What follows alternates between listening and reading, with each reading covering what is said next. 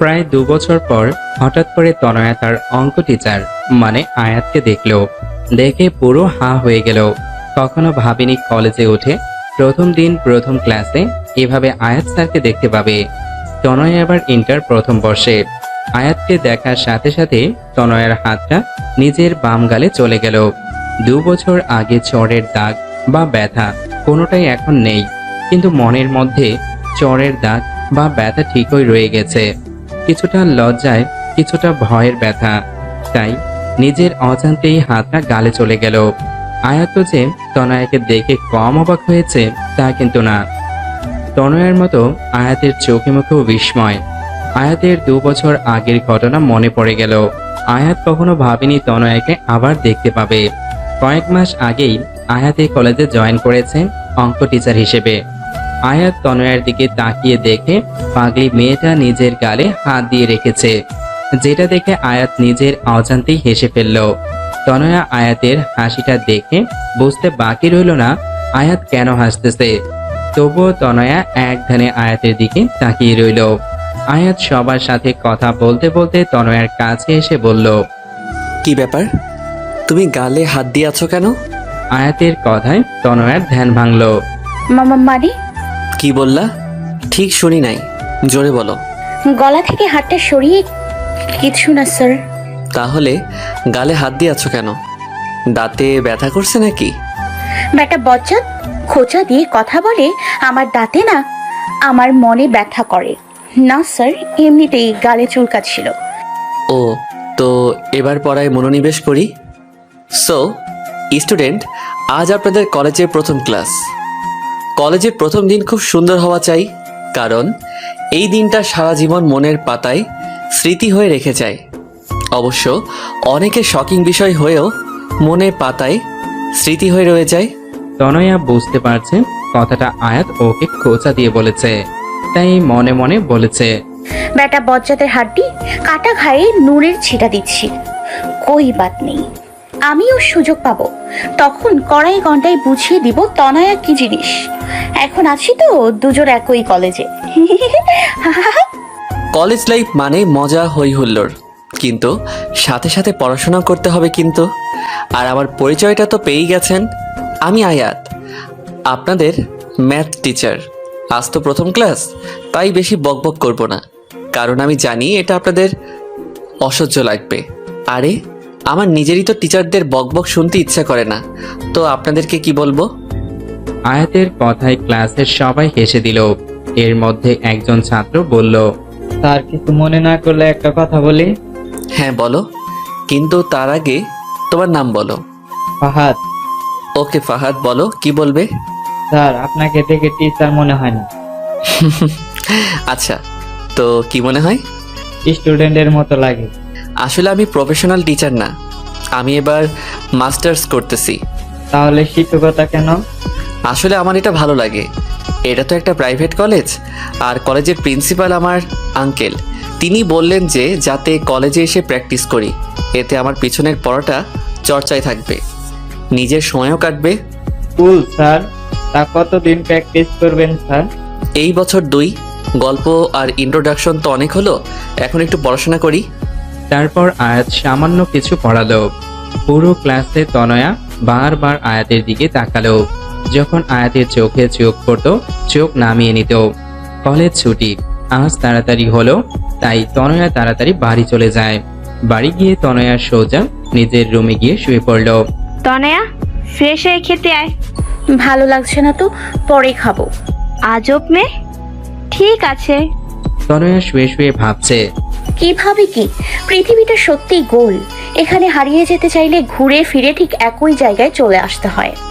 কখনো ভাবিনি আয়াত স্যারের সাথে আবার দেখা হবে, যদিও চাইলে দেখা করতে পারা যেত, কিন্তু আমি নিজে থেকেই তা চাইনি। তাকে দেখলে ভয়ের থেকে বেশি লজ্জা লাগে। যে আজব কাণ্ড করেছিলাম তাতে লজ্জা হবারই তো কথা। চলুন ঘুরে আসি 2 বছর আগে। তখন তনয়া কেবল নবম শ্রেণীতে উঠেছে। বিজ্ঞান বিভাগের ছাত্রী তনয়া, সে কারণে দুটো ম্যাথ, সাধারণ গণিত আর উচ্চতর গণিত। প্রথম তনয়া বাকি বন্ধুদের সাথে স্কুলের কোচিংয়ে পড়তো, কিন্তু বাড়ি থেকে স্কুল বেশ দূরে হওয়ায় স্কুল কোচিং একসাথে সামলাতে খুব কষ্ট হতো। তনয়ার বাবা সেটা খেয়াল করলেন। একমাত্র মেয়ে বলে কথা, তিনি বললেন তার জন্য ঘরে টিচার রেখে দিব। তারপর তনয়ার স্কুলের টিচারের কাছে গেল, কিন্তু তিনি বললেন তার সময় হবে না। অবশেষে তনয়ার বাবা তার বন্ধুর ছেলে মানে আয়াতকে বলল যাতে তনয়াকে পড়ায়। আয়াত তখন অনার্স দ্বিতীয় বর্ষে পড়ে অঙ্ক নিয়ে। আয়াত অঙ্কে ভীষণ ভালো। প্রথমে আয়াত পড়াতে রাজি হয়নি, কারণ আয়াতের অবস্থা খুব ভালো, প্রাইভেট পড়ানোর কোনো দরকার নাই। কিন্তু তারপর যখন আয়াতের বাবা পড়াতে বললেন তখন আর না করতে পারল না। প্রথম যেদিন আয়াত তনয়াকে পড়াতে গেল, তনয়া তো আয়াতকে দেখে পুরোই ক্রাশ, কারণ আয়াত দেখতে একেবারে চকলেট বয়। তনয়া হা হয়ে আয়াতের দিকে তাকিয়ে রইল। তুমি কি তনয়া? জি, আসসালামু আলাইকুম। কেমন আছেন স্যার? ওয়ালাইকুম আসসালাম। ভালো, তুমি? খুব ভালো স্যার। আপনাকে দেখে স্যার স্যার লাগে না। আচ্ছা, তাহলে কেমন কেমন লাগে? থাক, বললে মাইন্ড করবেন, বলার দরকার নেই। বলো, মাইন্ড করবো না। আপনাকে একদম চকলেট বয় লাগে। আচ্ছা, তাহলে তোমাকেও তো চকলেট গার্ল লাগে, কারণ তুমিও খুব কিউট। আয়াত কথাটা এমনি বলল, কিন্তু তনয়ার মনের মধ্যে তো 1 কেজি লাড্ডু ফুটলো। আচ্ছা, তাহলে পড়া শুরু করি। ওকে। আয়াত সপ্তাহে 3 দিন তনয়াকে পড়াতো। আয়াত যখন তনয়াকে পড়াতো তখন তনয়া প্রায়ই আয়াতের দিকে তাকিয়ে থাকতো। আয়াতের চোখে চোখ পড়লেই নামিয়ে নিত। ব্যাপারটা আয়াত খেয়াল করলেও তনয়ার ছেলে মানুষই ভেবে ইগনোর করত। কিন্তু তারপরও আয়াতের খুব অস্বস্তি লাগতো। তনয়া অনেক ছেলে মানুষই করত। আয়াত মাঝে মাঝে বকা দিলেও তনয়ার ছেলে মানুষটার খুব ভালোও লাগতো। কিন্তু আয়াত কখনো তনয়াকে সে নজরে দেখেনি। ধীরে ধীরে তনয়ার কিশোরী মনটায় ভালোবাসার একটা ছোট্ট ফুল ফোটে, আর সে ফুলের নাম দেয় আয়াত। আয়াত তনয়ার হাব ভাব দেখে কিছুটা আঁচ করতে পারত, তাই ভাবলো তনয়াকে ইনডিরেক্টলি বুঝতে হবে, কারণ এই বয়সে এই ধরনের কিছু হওয়াটা নর্মাল। কারণ বয়সটাই খারাপ, বেশি কিছু বললে ব্যাপারটা উল্টো হয়ে যেতে পারে। তাই অনেক ভেবেচিন্তে তনয়াকে বলল, তনয়া, তোমাকে কিছু কথা বলি। হ্যাঁ স্যার, বলেন। জানো তনয়া, মানুষের জীবনে সব থেকে খারাপ বয়স কোনটা? না তো, কোনটা স্যার? 13 থেকে 18 বছর বয়সটা। কেন স্যার? আয়াত তনয়াকে ঠিক কিভাবে বোঝাবে তাই ভাবতেছে। তারপর বলল, এই সময় মানুষ ছেলেবেলা আর ম্যাচিওর বয়সের মাঝামাঝি থাকে। এই বয়সে খারাপ জিনিসটা ভালো আর ভালো জিনিসটাকে খারাপ মনে হয়। এই বয়সের কিশোর কিশোরীদের শিক্ষণীয় কথা অসহ্য লাগে। এই বয়সে খারাপ জিনিসটা উপরের চাকচিক্য দেখে তার প্রতি আকৃষ্ট হয়ে ভুল করে, কিন্তু যখন বুঝতে পারে ভুল করছে তখন করার মতো আর কিছু থাকে না। যে বয়সের ভ্রম থেকে নিজেকে বাঁচাতে পারবে তার জীবনটা অনেক সুন্দর হবে। দেখো, এই বয়সে ভালো লাগা জিনিসটা মনের সাথে আষ্টে পৃষ্ঠে জড়িয়ে যায়। তখন বোঝা যায় কোনটা ভালো লাগা আর কোনটা ভালোবাসা। ভালো লাগা আর ভালোবাসার মধ্যে আলাদা একটা পৃথিবী তৈরি হয়ে যায়, যে পৃথিবীতে প্রথম প্রথম ফুলের সমারোহ থাকলেও কিছু দূর যেতেই দেখবে ফুলগুলো ঝরে গিয়ে সেখানে কাঁটার উৎপত্তি হয়েছে। আমি কি বলতে চাচ্ছি তুমি বুঝেছো? জি স্যার। কি বুঝলা? I love you. What? What? না স্যার, উত্তরটা আই লাভ ইউ টু হবে। Just shut up. আমি তোমাকে এতক্ষণ কি বোঝালাম সব কি তোমার মাথার উপর দিয়ে গেছে? না স্যার, এক কান দিয়ে ঢুকছে, অপর কান দিয়ে বের হয়ে গেছে। চুপ, একদম চুপ। তোমাকে বললাম না এই বয়সে কখনো ভালোবাসা হয় না, এটা হয় ভ্রম, নয় ভালো লাগা। No sir, I really love you. তোমার মতো ইডিয়েট মেয়েকে পড়ানো আমার পক্ষে সম্ভব না। Good bye. এই বলে রাগ করে হনহনিয়ে চলে গেল আয়াত। আর তনয়া হা হয়ে আয়াতের যাওয়ার পানে তাকিয়ে রইল আর ভাবতেছে, কি এমন বললাম? মেয়েরা প্রপোজ করলে ছেলেরা আরো খুশি হয়ে অ্যাকসেপ্ট করে, আর এ তো উল্টা। পরক্ষণেই তনয়ার মনে পড়ল আর বলল, আয়াত যদি বাবাকে বলে দেয় তাহলে তো সর্বনাশ। তাছাড়া সামনের মাসে প্রথম সাময়িক পরীক্ষা। এখন নতুন টিচার কোথায় পাবো? যাক, নিজের ইগো বর্তমানে ব্যাগে রেখে স্যারকে ফোন দিয়ে সরি বলি, দেখি বেটা ঘাড় তেরা মানে কিনা। এই ভেবে তনয়া আয়াতকে ফোন দিল। প্রথম কয়েকবার রিং হয়ে কলটা কেটে গেল। তারপর আয়াত ধরলো। হ্যালো। হ্যাঁ বলো। Sorry sir. সরি বললে কাজ হবে না, আমি তোমাকে আর পড়াবো না। স্যার, আমি আর কখনো এমন বলবো না। প্লিজ বাবাকে কিছু বলবেন না। কিছুটা ভেবে ঠিক আছে। তাহলে কাল থেকে পড়াতে আসছেন? না, তোমার বাবাকে বলবো না, তাই বলে যে তোমাকে পড়াবো তা কিন্তু না। এখন নতুন টিচার কোথায় পাবো? আর বাবাকেই বা কি বলবো? সেটা মাথার মধ্যে প্রেম পোকা ঢোকার আগে মনে ছিল না? সরি বললাম তো। আর আপনিই তো বললেন যে এ বয়সে ভুল হয়। তাহলে আপনার কি উচিত না আমার ভুলটা শুধরে দেয়া? এই মেয়ে, তুমি তো দেখছি আমার কথায় আমাকেই ফাঁসিয়ে দিলা। ঠিক আছে, কাল থেকে পড়াতে আসবো, তবে একটা শর্তে। কি শর্ত স্যার? এই ধরনের কোনো দুষ্টমি বা ফাইজলামি আর কখনো করবে না, ঠিক আছে? ঠিক আছে স্যার। বেটা, তোরে একবার বাগে পাই, তখন দেখবি। পরের দিন থেকে আয়াত আবার নিয়মিত পড়াতে আসতো। তনয়া এখন অনেক শান্ত হয়ে গেছে, সেই আগের মতো দুষ্টুমি করে না। আয়াত প্রথম প্রথম তাতে খুব খুশি হয়েছিল, কিন্তু ধীরে ধীরে আয়াতও তনয়ার সেই দুষ্টুমিগুলোকে খুব মিস করত। কিন্তু সব বুঝতে পেরেও আয়াত তনয়াকে কিছু বলতো না। ভাবতো সামনে ওর পরীক্ষা, এই মুহূর্তে কিছু বলা মানে ওর গাটাকে উস্কে দেওয়া। তাই চুপচাপ রইল। তারপর তনয়ার পরীক্ষা শেষ হলো। খুব ভালোভাবেই পরীক্ষাগুলো হয়ে গেল। পরীক্ষার পর তনয়া আবার আগের মতো দুষ্টুমি করা শুরু করলো, কিন্তু আয়াতকে এখন খুব কম জ্বালায়।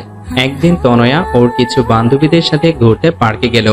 সেখানে গিয়ে দেখে আয়াত একটি মেয়ের সাথে বসে বসে কথা বলছে, খুব হাসাহাসি করছে। তনয়া সেটা দেখে রাগে ফুলছিল। ওর বান্ধবীদেরকে বলল, তোরা সামনে যা, আমি আসতেছি। তারপর সোজা গিয়ে আয়াতের সামনে দাঁড়ালো। রাগী চোখে আয়াতের দিকে তাকিয়ে আছে। আয়াত তনয়াকে দেখে বলল, আরে তনয়া, তুমি এখানে? উনি কে? আমার বন্ধু লিমা। বন্ধু নাকি অন্য কিছু? তা দিয়ে তোমার কি দরকার? তনয়া কোনো কথা না বলেই আয়াতের গালে একটা কিস করে বলল। কারণ আই স্টিল লাভ উই। উপস্থিত ঘটনায় আয়াত আর লিমা হতভম্ব হয়ে গেল। আয়াতেরও ভীষণ রাগ উঠে গেল। তারপর একটা শব্দ হলো, আর তনয়া নিজের গালে হাত দিয়ে আছে। এই মেয়ে, তোমাকে কথা বললে বোঝো না নাকি? তোমাকে এত বোঝানোর পরও বোঝো না? আর শোনো, তোমাকে আমি ভালোবাসি না, কারণ আমি লিমাকে ভালোবাসি। আর হ্যাঁ, ও আমার বন্ধু না, গার্লফ্রেন্ড। আর কখনো তোমাকে পড়াবো না। যাও, বাড়ি যাও। ধমক দিয়ে পাঠিয়ে দিল। তনয়া আয়াতের কথাগুলো শুনে কান্না করে দিল। টপ টপ করে ওর চোখ থেকে জল পড়ছে। তারপর গাল চেপে ফুপিয়ে ফুপিয়ে বলল, ভালোবাসেন না ঠিক আছে, তাই বলে চর মারলেন কেন? আমার গালটা যে লাল হয়ে গেল, খুব ব্যথাও করছে। তনয়ার কথা শুনে আয়াতের খুব হাসি পাচ্ছে, কিন্তু এখন হেসে দিলে সব উল্টা হয়ে যাবে। তাই অনেক কষ্টে আয়াত হাসিটা আটকালো। তনয়া কাঁদতে কাঁদতে চলে গেল। আর আয়াত ওর যাবার পানে কতক্ষণ তাকিয়ে থেকে বাড়ি চলে গেল। তনয়ার ফর্সা গাল চোরের দরুনে লাল হয়ে গিয়েছে। কিরে, তোর গাল এত লাল কেন? আর বলো না মা, রিপা আছে না আমার বান্ধবী, ও দুষ্টুমি করে মশা মারতে গিয়ে গালে চর মেরে দিল তাই। তনয়া যেন শাক দিয়ে কই মাছ ঢাকছে। তাই বলে এত জোরে যে গালে দাগ পড়ে যায়? ওকে আমি বকে দিয়েছি মা। রাতের বেলা তনয়া ওর বাবার সাথে বসে টিভি দেখছিল। তখনই ওর বাবার ফোন আসলো। ওর বাবা যখন বলল আয়াত ফোন করেছে, ভয়ে তনোয়ার হাত পা ঠান্ডা হয়ে যাবার উপক্রম। না জানি কি না কি বলে বাবাকে। তনয়ের বাবা ফোনে কথা শেষ হলে বললেন, আয়াত নাকি আর তনয়াকে পড়াতে পারবে না। কেন? আয়াতেরও নাকি কিছুদিন পর পরীক্ষা। প্রাইভেট পড়ালে নাকি ওর নিজের পড়ায় অসুবিধা হয় তাই।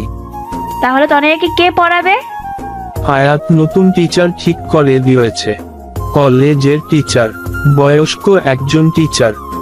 তনয়া মনে মনে ভাবছে, বেটা বজ্জাত, আমাকে এখন বয়স্ক টিচারের হাতে দেয়া হচ্ছে। তোকে আমি দেখে নিব, কবে তা নিশ্চিত বলতে পারি না, হতে পারে 5-10 বছর পর, কিন্তু দেখে অবশ্যই নিব। তারপর আর আয়াতের সাথে তনয়ার দেখা হয়নি। তারপর তনয়া আর কারো সাথে রিলেশন তো দূরে থাক, কেউ প্রপোজ করলেও তাকে ধরে পিটাতো। তনয়া এসএসসি পরীক্ষায় জিপিএ 5 পেল। তারপর কিছুদিন আগে এই কলেজে ভর্তি হলো, কিন্তু কপাল দুঃখে বলেন আর সুখে বলেন, প্রায় 2 বছর পর তনয়া আর আয়াতের আবার দেখা হলো। ও হ্যালো বন্ধুগণ, কল্পনা শেষ, এবার বর্তমানে ফিরে আসেন। পরের দিন তনয়া আবার কলেজে গেল। আজকে আয়াতের ক্লাস টাইমে তনয়া গিয়ে ক্লাসের পিছনের দিকটায় বসলো, আর এমন ভাবে বসলো যাতে আয়াতকে বারবার দেখতে না হয়। মানে ওর সামনের ব্রেঞ্চে লম্বা একটা ছেলে ছিল।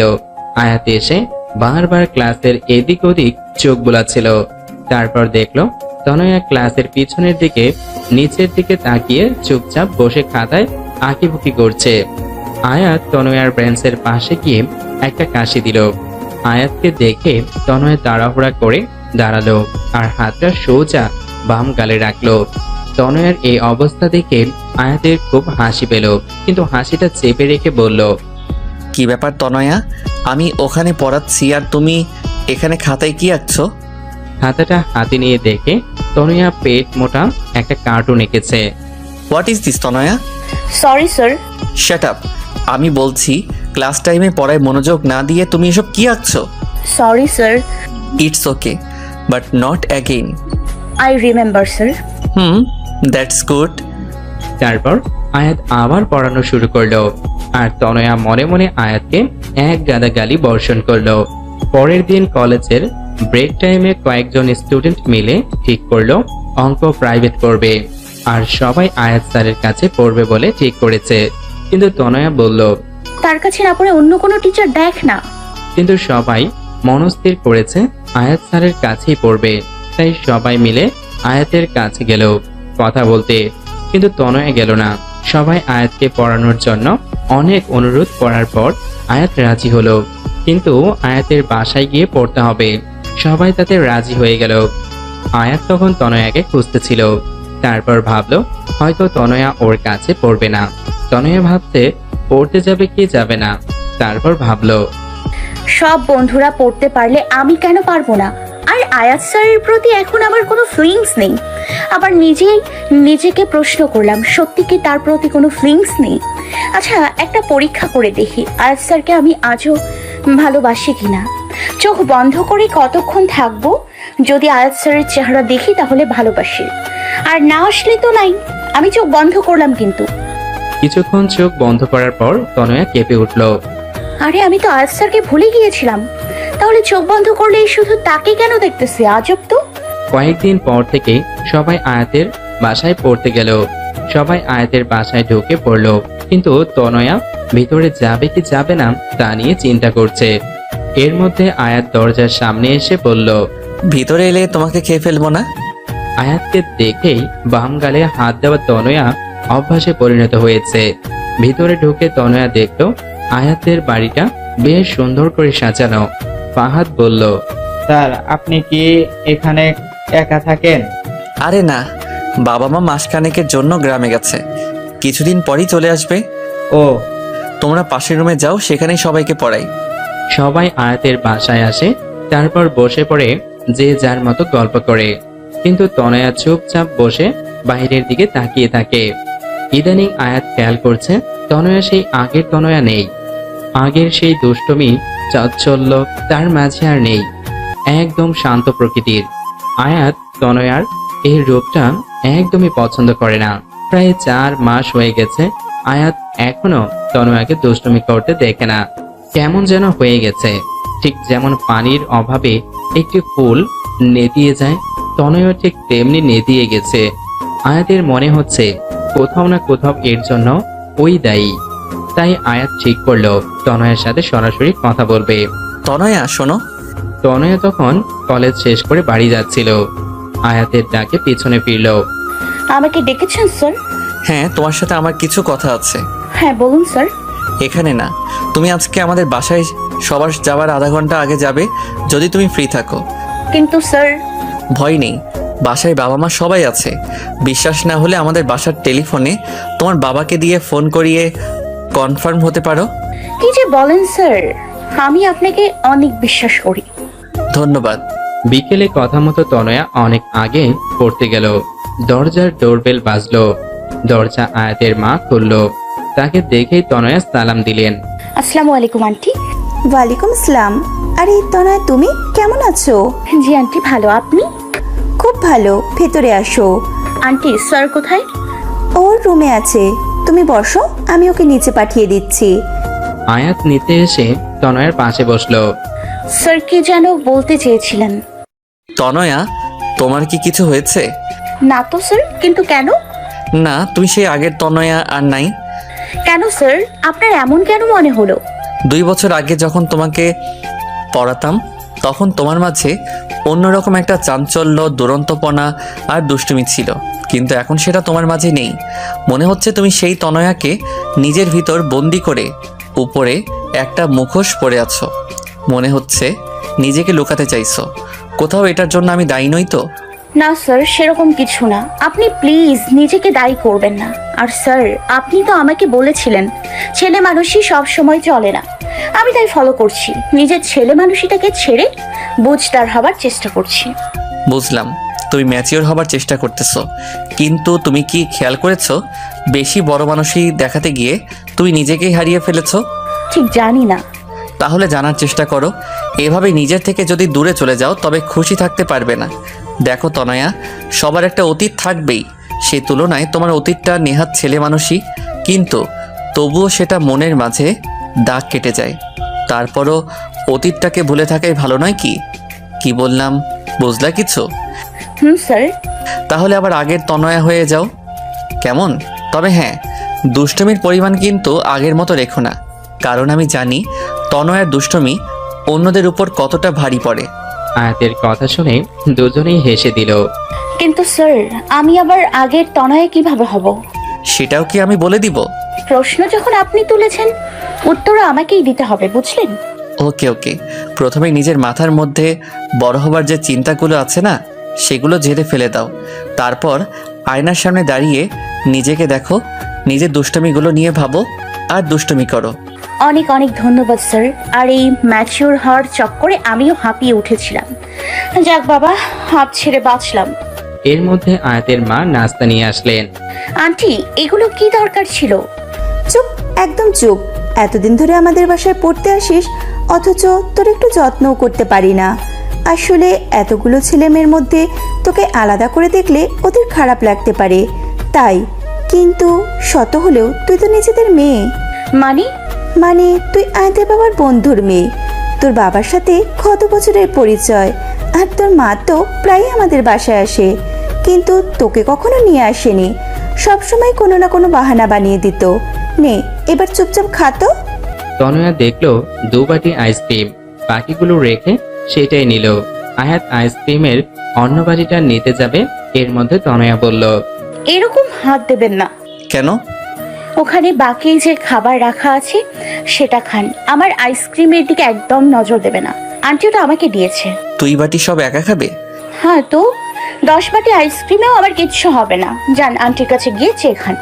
আয়াত মুচকি হেসে দেখলো পাগলি মেয়েটা বাচ্চাদের মতো আইসক্রিম খাচ্ছে, কিন্তু চোখ বন্ধ করে।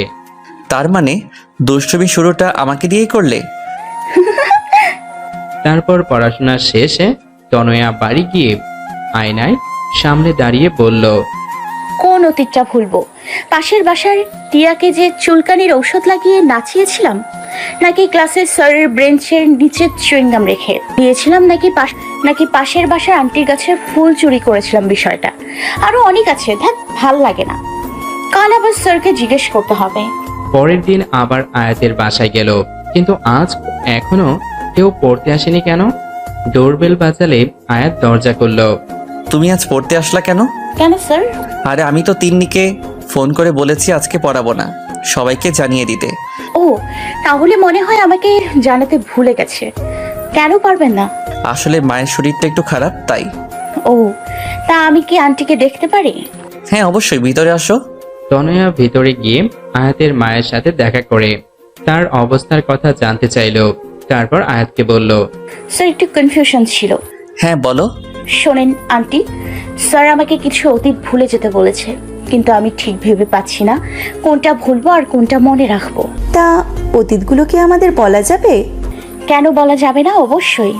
তারপর তনয়া শুরু করলো তার সকল দুষ্টুমির কাহিনী। শুরু করেছে তো করেছে, শেষের তো হচ্ছেই না। আর এইদিকে আয়াত আর ওর মা তনয়ের দুষ্টুমির কথা শুনে হাসতে হাসতে অবস্থা 12টা। তনয়া এইসব কাজ তুমি করেছো? হ্যাঁ আন্টি, আরও আছে কিন্তু ঠিক মনে পড়ছে না। কিন্তু এর মধ্যে থেকে কোনটা ভুলবো আর কোনটা মনে রাখবো তাই নিয়ে কনফিউজড আছি। একটাও বলতে হবে না। আরে আপনিই তো অতীত ভুলতে বললেন। ভুল হয়েছে আমার। আমি ভুলে গেছিলাম যে তুমি তনয়া। তুমি সবসময় আমার অশ্রু আমার উপরই প্রয়োগ করো। তনয়া ঠোঁট ফুলিয়ে আয়াতের মায়ের দিকে তাকালো। তিনি তখনও হাসছেন। তোর মতো মেয়ে থাকলে তাদের ঘর সবসময় হাসি খুশি থাকবে। রিয়েলি আন্টি, এখন কেমন লাগছে আপনার? হ্যাঁ সত্যি, যা অসুস্থ ছিলাম তোর কথাই ঠিক হয়ে গিয়েছে, আর আমার এখন খুব ভালোও লাগছে।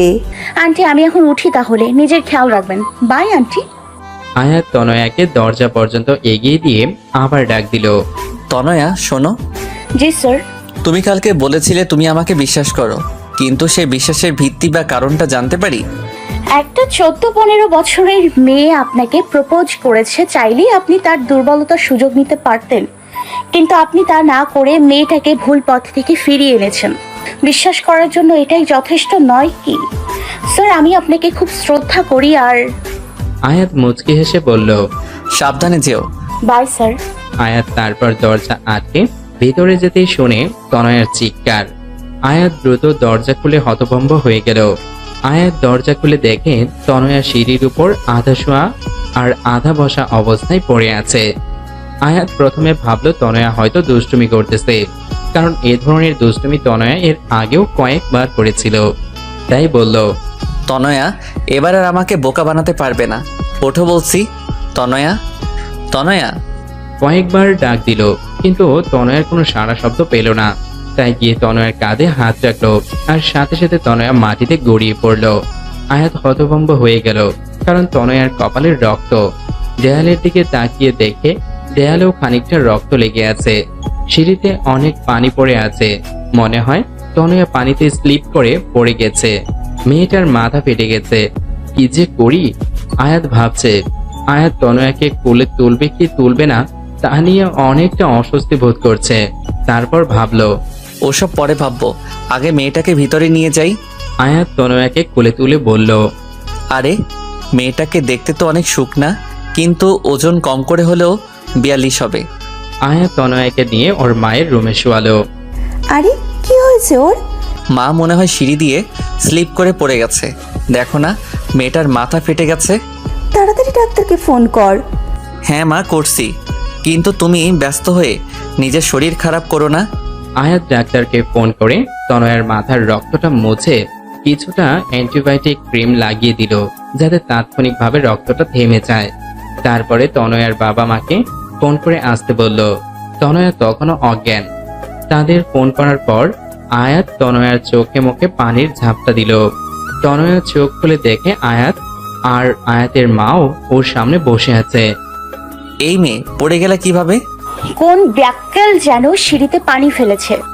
দেখেছি, কিন্তু কে সেটা জানি না। তাহলে তাড়াতাড়ি জানেন। তার অবস্থা আমি 12টা বাজাবো।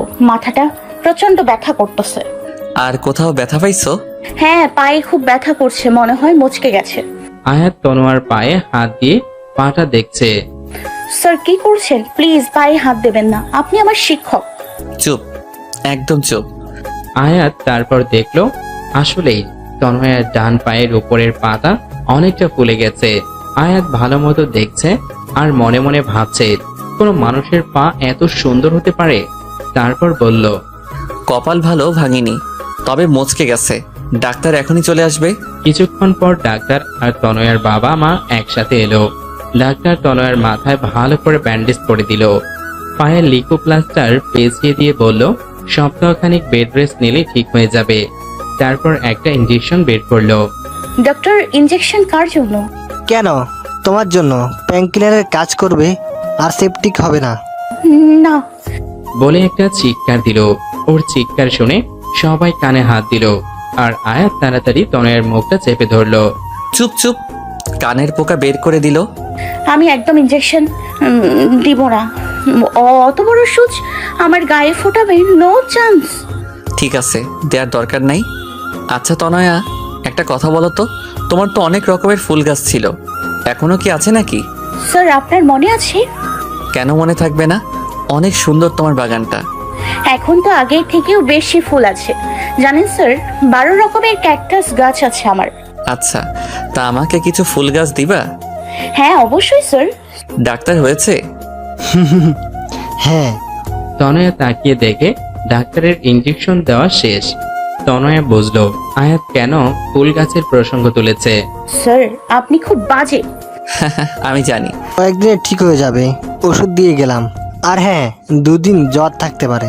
তারপর তনয়ার বাবা মা আয়াতের বাবা মায়ের সাথে কথা বলতে থাকে, আর আয়াত আর তনয়া অনেক কথা বলল। তনয়ার দুষ্টুমি ভরা কথাগুলো শুনে আয়াত মুগ্ধ নয়নে তনয়ার দিকে তাকিয়ে থাকে। তনয়ার চোখে চোখ পড়তেই আবার চোখ সরিয়ে নিত। এদিকে সন্ধ্যা পেরিয়ে গেল। আমাদের যে এখন উঠতে হবে। আরে থাক না আজকে। না রে, পরে একদিন। আজকে তনয়ার এ অবস্থা, তাই বাড়ি যাওয়াটাই বেটার। তাহলে আজকে উঠি। কিন্তু তনয়া তো হাঁটতেই পারে না, ও 3 তলা থেকে কিভাবে নামবে? আয়াতের বাড়িটা 3 তলা, নিচের 2 তলা ভাড়া দেওয়া, 3 তলায় ওরা থাকে, তাই 3 তলার ডুপ্লেক্স করা। সমস্যা নেই, আয়াত নামিয়ে দেবে। তনয়ের বাবা মা সবাই নিচের দিকে নামছে, সাথে আয়াতের বাবা মাও। কি ম্যাডাম রেডি? কিসের জন্য? আয়াত কোনো কথা না বলে তনয়াকে কোলে তুলে নিল। তনয়া হতভম্ব হয়ে গেল, আর প্রথমবার আয়াতের স্পর্শ পেয়ে শিহরিত হয়ে উঠল।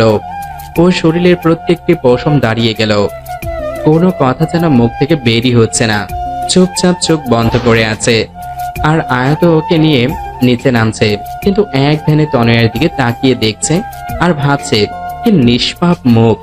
আল্লাহ ঠিক কতটা যত্ন করে বানালে মানুষ এতটা সুন্দর আর মায়াবী হয়। তনয়ার দিকে তাকিয়ে নিজের অজান্তেই মুচকি হেসে ফেলল। তনয়া শোনো। তনয়া চোখ মেলে বলল, জি। তোমার হাতটা আমার কাঁধে রাখলে ভালো হতো, তোমার যা ওজন। তনয়ার রাগান্বিত চোখে আয়াতের দিকে তাকিয়ে হাতটা আয়াতের কাঁধে রাখলো, আর আয়াতের চোখের দিকে তাকাতেই অজানা এক আবেশে হারিয়ে গেল। তনয়া মনে মনে বলল, আর একটা চান্স নেব নাকি স্যারকে ভালোবাসার? সাথে চটটার কথা মনে পড়ল, আর তনয়া হাতটা ওর বা গালে চলে গেল। আয়াত সেটা খেয়াল করে বলল, এই মেয়ে, তুমি আমাকে দেখলে সবসময় গালে হাত দাও কেন? এমন ভাব করছেন যেন কিচ্ছু জানেন না। আয়াত তা দেখে হেসে দিল। তনয়া দেখলো ওরা নিচে নেমে প্রায় গাড়ির কাছে পৌঁছে গেল। তনয়া বলল, ইস, 3 তলা না হয়ে 10 তলা হলে ভালো হতো। তনয়াকে গাড়িতে পৌঁছে দিয়ে আয়াত মনে মনে কি যেন ভেবে মুচকি হাসি দিল। তনয়া চলে গেল। সেদিন রাতে তনয়ার ভীষণ জ্বর আসলো। পরের 2 দিন তনয়াকে ক্লাসে না দেখে আয়াত একেবারে অস্থির হয়ে গেছে।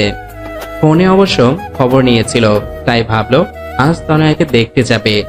সেদিন বিকালে আয়াত আর আয়াতের মা তনয়াদের বাড়ি গেল। প্রায় 2 বছর পর আয়াত তনয়াদের বাড়ি আসলো। বাড়ির চারপাশে তাকিয়ে মনে মনে বলছে, মেয়েটা সত্যি বলেছে, ওর ফুলের বাগানটা আগের থেকে অনেক বড় করেছে। নিজে যেরকম ফুলের মতো দেখতে, তেমনি তার ফুলের শখ।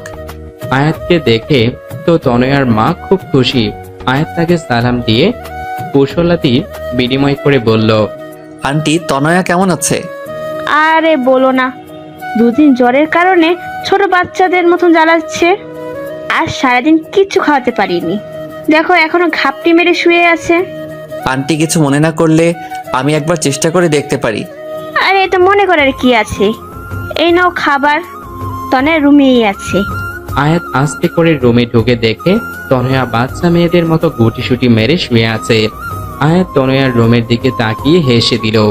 বাচ্চাদের মতো সারা রুমে কার্টুন পিক লাগানো, টম অ্যান্ড জেরি থেকে শুরু করে রূপাঞ্চল সবার পিক আছে। আয়াত তনয়ার দিকে তাকিয়ে ভাবছে, আসলেই 2 দিনের জ্বরে মেয়েটা অনেকটা শুকিয়ে গেছে, চোখ দুটো বসে গেছে, মুখটা শুষ্ক হয়ে গেছে, আর চুলগুলো এলোমেলো। তনয়া, তনয়া। তনয়া আয়াতের ডাক শুনে চোখ মেলে তাকালো। আয়াতকে দেখে যেন তনয়ার চোখে মুখে খুশি ফুটে উঠল। স্যার আপনি কেমন আছেন? আয়াত তনয়াকে উঠে বসতে সাহায্য করে, তারপর বলে, আমি তো ভালো, বাট তুমি নিজের কি অবস্থা করেছো? স্যার আমি তো ঠিক আছি। হ্যাঁ, দেখেই বোঝা যাচ্ছে কতটা ঠিক আছো। এবার খাবারটা খেয়ে নাও। না, খাবার খেলে আমার বমি পায়, আর খাবারগুলো খুব তেতো। খাবার না খেলে আরো বেশি দিন অসুস্থ থাকবে। থাক, তবুও খাবো না। তুমি কি দুদিন তোমার বাগানে গেছিলা? না তো, কেন? আন্টি বলল তোমার অনেকগুলো গাছ চুরি হয়ে গেছে। কি? তাই তো বলি, খেয়ে তাড়াতাড়ি সুস্থ হয়ে গাছের খেয়াল রাখো। দিন তাড়াতাড়ি খাই, আমার গাছ। বলে মুখ ভার করে খাচ্ছে। আয়াত সেটা দেখে মুখ টিপে টিপে হাসছে। তারপর তনয়া আয়াতের মায়ের সাথে অনেকক্ষণ গল্প করলো। কিছুক্ষণ পর তারা চলে গেলেন। তনয়ার সুস্থ হতে প্রায় 10 দিন সময় লাগলো। এই 10 দিন আয়াত ক্লাসে তেমন কোনো মনোযোগ দিতে পারলো না। তনয়াকে খুব মিস করত, কিন্তু কেন সেটা সে নিজেও ভেবে পাচ্ছিল না। তনয়া এখন নিয়মিত কলেজে আসে। দিন চলে যাচ্ছে আর তনয়া আর আয়াতের সম্পর্কটা আগের থেকে অনেকটা কাছে এসেছে। খুব ভালো বন্ধুত্ব হয়ে গেছে দুজনার। তারপর তনয়ার প্রথম বর্ষের ফাইনাল পরীক্ষা শুরু হলো, আর পরীক্ষা খুব ভালোভাবেও হয়ে গেল। একদিন তনয়া বন্ধুদের সাথে একটু রেস্টুরেন্টে গেল। সেখানে আয়াতের জিএফ লিমাকে দেখলো, কার সাথে যেন কথা বলছে। তনয়া লিমাকে প্রথম দেখে চিনে ফেললো। তারপর মনে মনে বলল, কি করে ভুলবো এই শয়তানিকে? আমার অঙ্ক স্যারকে আমার কাছে থেকে চুরি করে নিয়ে গেল। চুন্নি কোথাকার? কিন্তু চুন্নিটার সাথে কে? আয়াত স্যারের মতো তো লাগছে না। যাই, একটু দেখে আসি আর জ্বালিয়েও আসি। তনয়া ওর বন্ধুদের বলল। তোরা খাবার অর্ডার দে, আমি এক্ষুনি আসতেছি। তনয়া লিমার সামনে গিয়ে দাঁড়িয়ে বলল, হাই লিমা আপু। হাই। আমাকে চিনতে পেরেছেন? কিছুক্ষণ তাকিয়ে থেকে বললাম, তুমি তনয়া না? জি আপু, কেমন আছেন? ভালো, তুমি? জি ভালো। তারপর তনয়া লিমার পাশে বসা লোকটির দিকে তাকালো। না, এ তো আয়াত স্যার নয়। তাহলে কে? একবার জানতে চাইবো। না থাক, যদি কিছু মনে করে আবার জিজ্ঞেস না করলে যে কনফিউশন থেকে যাবে। কি করি? তা এখানে কি করতে? বন্ধুদের সাথে। আচ্ছা আপু, আপনার সাথে ইনি কে? উনি আমার। কথাটা বলতে যাবে এরই মধ্যে লিমাকে কে যেন ফোন করলো। লিমা ফোনটা রিসিভ করেই বলল, হ্যাঁ আয়াত, বল। আর কথা বলতে বলতে একটু দূরে চলে গেল। তনয়া বুঝলো ফোনটা আয়াত করেছে, তাই কিছু না বলে মন খারাপ করে বন্ধুদের কাছে এসে বলল, মা ফোন করেছিল, এখনই বাসায় যেতে বললো। তোরা আড্ডা দে, আমি পরে একদিন তোদের সাথে আড্ডা দিব। কেমন কথা তো না? না রে, মনে হয় জরুরি, নয়তো মা এভাবে কখনো ডাকে না। যাই, বাই। রেস্টুরেন্ট থেকে বের হয়ে রিস্কা না নিয়ে সোজা হাঁটা ধরলো। আজ কেন যেন তনুর খুব কষ্ট হচ্ছে, মনে হচ্ছে বুকটা ফেটে যাবে। ভীষণ কান্না পাচ্ছে। কেন আমি আয়াত স্যারকে ভালোবাসলাম, আর কেনই বা এতটা কষ্ট হচ্ছে? এদিকে লিমার ফোনে কথা বলা শেষ হলে তনয়াকে খুঁজতে খুঁজতে ওর বন্ধুদের কাছে গিয়ে তনয়ার কথা জানতে চাইলো। তারপর ওকে না পেয়ে নেহার কাছ থেকে তনয়ার ফোন নাম্বার নেয় এবং লিমারটা নেহার কাছে দিয়ে আসে আর বলে অবশ্যই যেন ফোন করে। এদিকে তনয়া হাঁটতে হাঁটতে প্রায় বাড়ির কাছে চলে আসে। ওদের বাড়ি থেকে কিছু দূরে ছোট্ট একটা পার্ক। এই সেই পার্ক যেখানে দাঁড়িয়ে আয়াত ওকে চড় মেরেছিল। এখানে বিকালে অনেকে ব্যায়াম করে, কেউ গল্পগুজব করে। তনয়া পার্কে ঢুকে নদীর ধারে একটা ব্রেঞ্চে বসলো। কেন যেন খুব কান্না পাচ্ছে আর মনে মনে নিজে নিজে বলছে, স্যারের কাছে আমার ভালোবাসাটা নেহাত ছেলে মানুষই ছাড়া আর কিছু না। কিন্তু আমার কাছে কেন সেটা মনে হয় না। আমার ছেলে মানুষই মনের মধ্যে যে ছোট্ট একটা ভালোবাসার মতো হৃদয় আছে, সেটা কি স্যার দেখতে পায় না, নাকি বুঝতে পারে না? পারবে বা কি করে? স্যার তো আমায় না, লিমাকে ভালোবাসে। এদিকে তনয়ার ফোনটা বেজেই চলেছে। ফোনে অচেনা নাম্বার দেখে রিসিভ করলো না, কিন্তু বারবার রিং হচ্ছে বলে তাই এবার রিসিভ করলো। এপাশ থেকে বলল, হ্যালো তনয়া, আমি লিমা। তনয়া চমকে উঠলো আর ভাবছে এই চুন্নি কেন আমাকে ফোন করলো। তারপর বলল, হ্যাঁ বলুন আপু। তনয়া তুমি কোথায়? পার্কে বসে আছি। কোন পার্ক? যে পার্কে বসে আপনার বয়ফ্রেন্ড আমাকে চড় মেরেছিল। ওখানেই বসো, আমি 10 মিনিটের মধ্যেই আসছি। তনয়া কিছু বলার আগেই ফোনটা কেটে গেল। তনয়া ভাবছে উনি কেন এখানে আসবে। কিছুক্ষণের মধ্যেই লিমা চলে আসলো। হ্যাঁ আপু বলেন, কি বলবেন? তুমি কিছু না বলে চলে আসলে কেন? এমনিতেই ভালো লাগতেছিল না আপু। ভালো লাগছিল না নাকি আয়াত আমাকে ফোন করেছিল তাই? তনয়া অবাক চোখে লিমার দিকে তাকালো। তেমন কিছু না। সুইটার, তোমার বয়সটা আমিও পেরিয়ে এসেছি, সো আমার কাছে লুকিয়ে লাভ নেই ডিয়ার। আচ্ছা, তুমি তখন জানতে চাইলে না আমার পাশের লোকটাকে? হুম। He is my husband. তনয়া অবাক চোখে লিমার দিকে তাকিয়ে বলল, কি তাহলে আয়াত স্যার যে সেদিন বললো? ওটা আয়াত সেদিন তোমাকে শোনানোর জন্য বলেছিল, যাতে তুমি পাগলামি না করো। তাহলে তার সাথে আপনার সম্পর্ক কি? আয়াত আমার খালাতো ভাই, আমরা দুজন একই বয়সে এক ক্লাসে পড়ি, যার কারণে আমরা খুব ভালো বন্ধু। শুধু বন্ধু, অন্য কিছু না, বুঝলা পাগলি মেয়ে? তাহলে আয়াত স্যার সেদিন মিথ্যে কথা বললো কেন? সেটা ঠিক। সেই দিন তুমি যাবার পর আমি আয়াতকে একই প্রশ্ন করেছিলাম, আর ও বলেছিল ওর একটা অনেক বড় সমস্যা আছে, যার কারণে চাইলেও ও তোমার সাথে রিলেশনে জড়াতে পারবে না। কিন্তু একটা বিষয় কি জানো, যখনই আয়াতের সাথে কথা বলি, আয়াত যদি 10টা কথা বলে, তার 9টা কথাই তোমাকে নিয়ে বলে। তনয় এরকম ওরকম সেরকম আর কত কত কথা, মনে হয় যেন তুমি ওর নিঃশ্বাসে নিঃশ্বাসে মিশে গেছো। তাহলে আমাকে বলে না কেন? সেদিন আমি আয়াতকে বললাম যে আয়াত, তোর প্রত্যেকটা কথাই আমি তনয়ার জন্য গভীর ভালোবাসা অনুভব করি, আর যত দূর জানি তনয়া তোকে পাগলের মতো ভালোবাসে। তাহলে তুই মেয়েটাকে বলে দে, মেয়েটাকে আর কষ্ট দিস না। আয়াত তখন কি বলল জানো? তনয়া তখন কাঁদতে কান্নার স্বরে ফুপিয়ে ফুপিয়ে বলল, কি বলছে? আয়াত বলল, সেটা সম্ভব না রে লিমো, তাহলে সব সম্পর্কগুলো অগোছালো হয়ে যাবে। আমি একটা সম্পর্কের জন্য অন্যগুলো ভাঙতে পারবো না। হ্যাঁ, আমি তনয়াকে। তারপর আর কিছু বলিনি। আমার জন্য কেন অন্য সম্পর্ক ভেঙে যাবে? আমি কি এতটা খারাপ? আর তার কি এমন সমস্যা যার কারণে আমার সাথে এমন করছে? সেটা আমি জানি না রে, অনেক জানার চেষ্টা করেছি, কিন্তু সববারই ব্যর্থ হয়েছি। এখন তুমি চেষ্টা করে দেখতে পারো। তনয়া অঝরে কাঁদছে। এই পাগলি মেয়ে, প্লিজ কেঁদো না। দেখো, আমি তোমাকে এই কথাগুলো আগে বলতে পারতাম, কিন্তু তুমি তখন খুব ছোট ছিলা।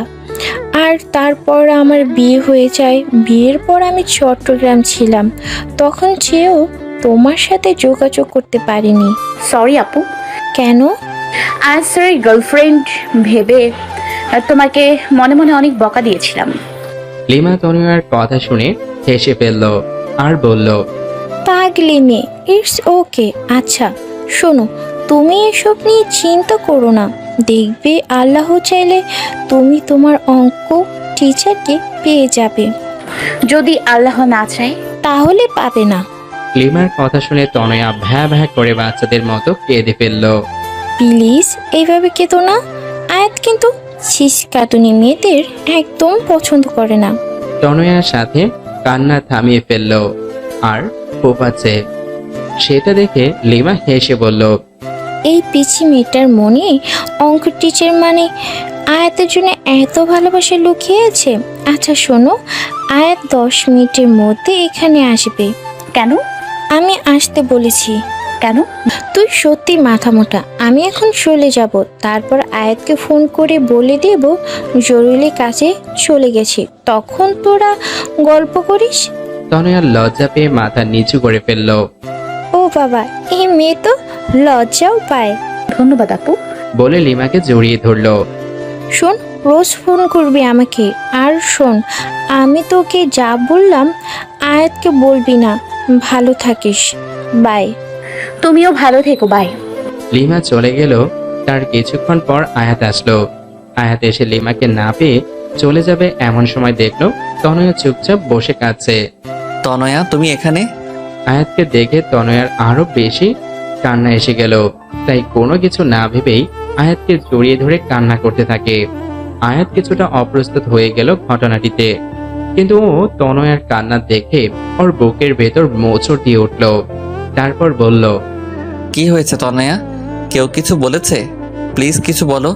এইভাবে কেঁদো না প্লিজ, কিছু বলো। তনয় কিছু বলছে না, শুধু আয়াতকে জড়িয়ে ধরে কান্না করছে।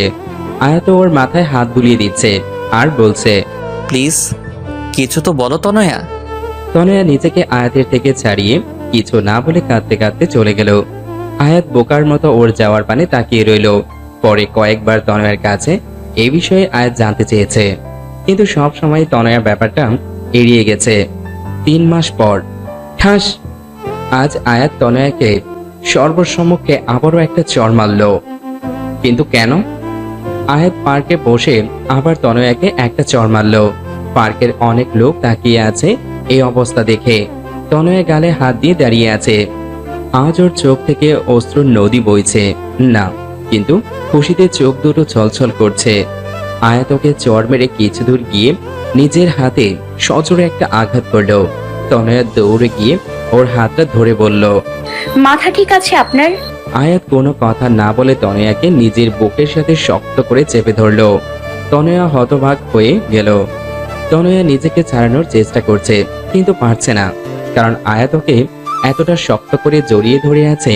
তনয়া চেষ্টা করে নিজেকে ছাড়াতে পারছে না। নেহা আর নয়ন, তনয়ার ক্লাসমেট, ওদের দিকে তাকিয়ে মুচকি মুচকি হাসছে, কারণ ওদের প্ল্যান কাজে দিয়েছে। প্ল্যানটা কি? চলুন 3 মাস আগে। লিমার সাথে কথা বলার পর তনয়া অনেকবার বিভিন্নভাবে আয়াতের সমস্যাটা জানতে চেষ্টা করেছে, কিন্তু সব সময় ব্যর্থ হয়েছে। তাই ভাবলো, আয়াত স্যার যেমন লিমার নাম করে আমাকে খেপিয়েছে, তেমন কিছু করলে কেমন হয়? তাই নেহার সাথে কথা বলল, কারণ নেহা তনয়ার বিষয়ে প্রায় সব কথাই জানে।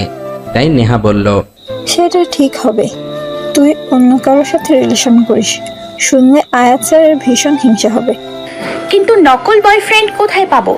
এক কাজ কর, আমার বয়ফ্রেন্ড মানে নয়নকে কয়েকদিনের জন্য ধার নেই। আর আমার আর নয়নের সম্পর্কের কথা তো তেমন কেউ জানে না, তাই সন্দেহ হবে না। নয়নকে আমি বুঝিয়ে বলবো, শুধু দুজন আয়াত স্যারের সামনে হেসে হেসে কথা বলবি, আর কিছু করবি না। কিন্তু নয়ন কিন্তু আমার মনে রাখিস।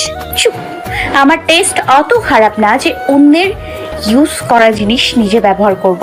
আমার জন্য তো আমার অঙ্ক টিচারই ঠিক আছে।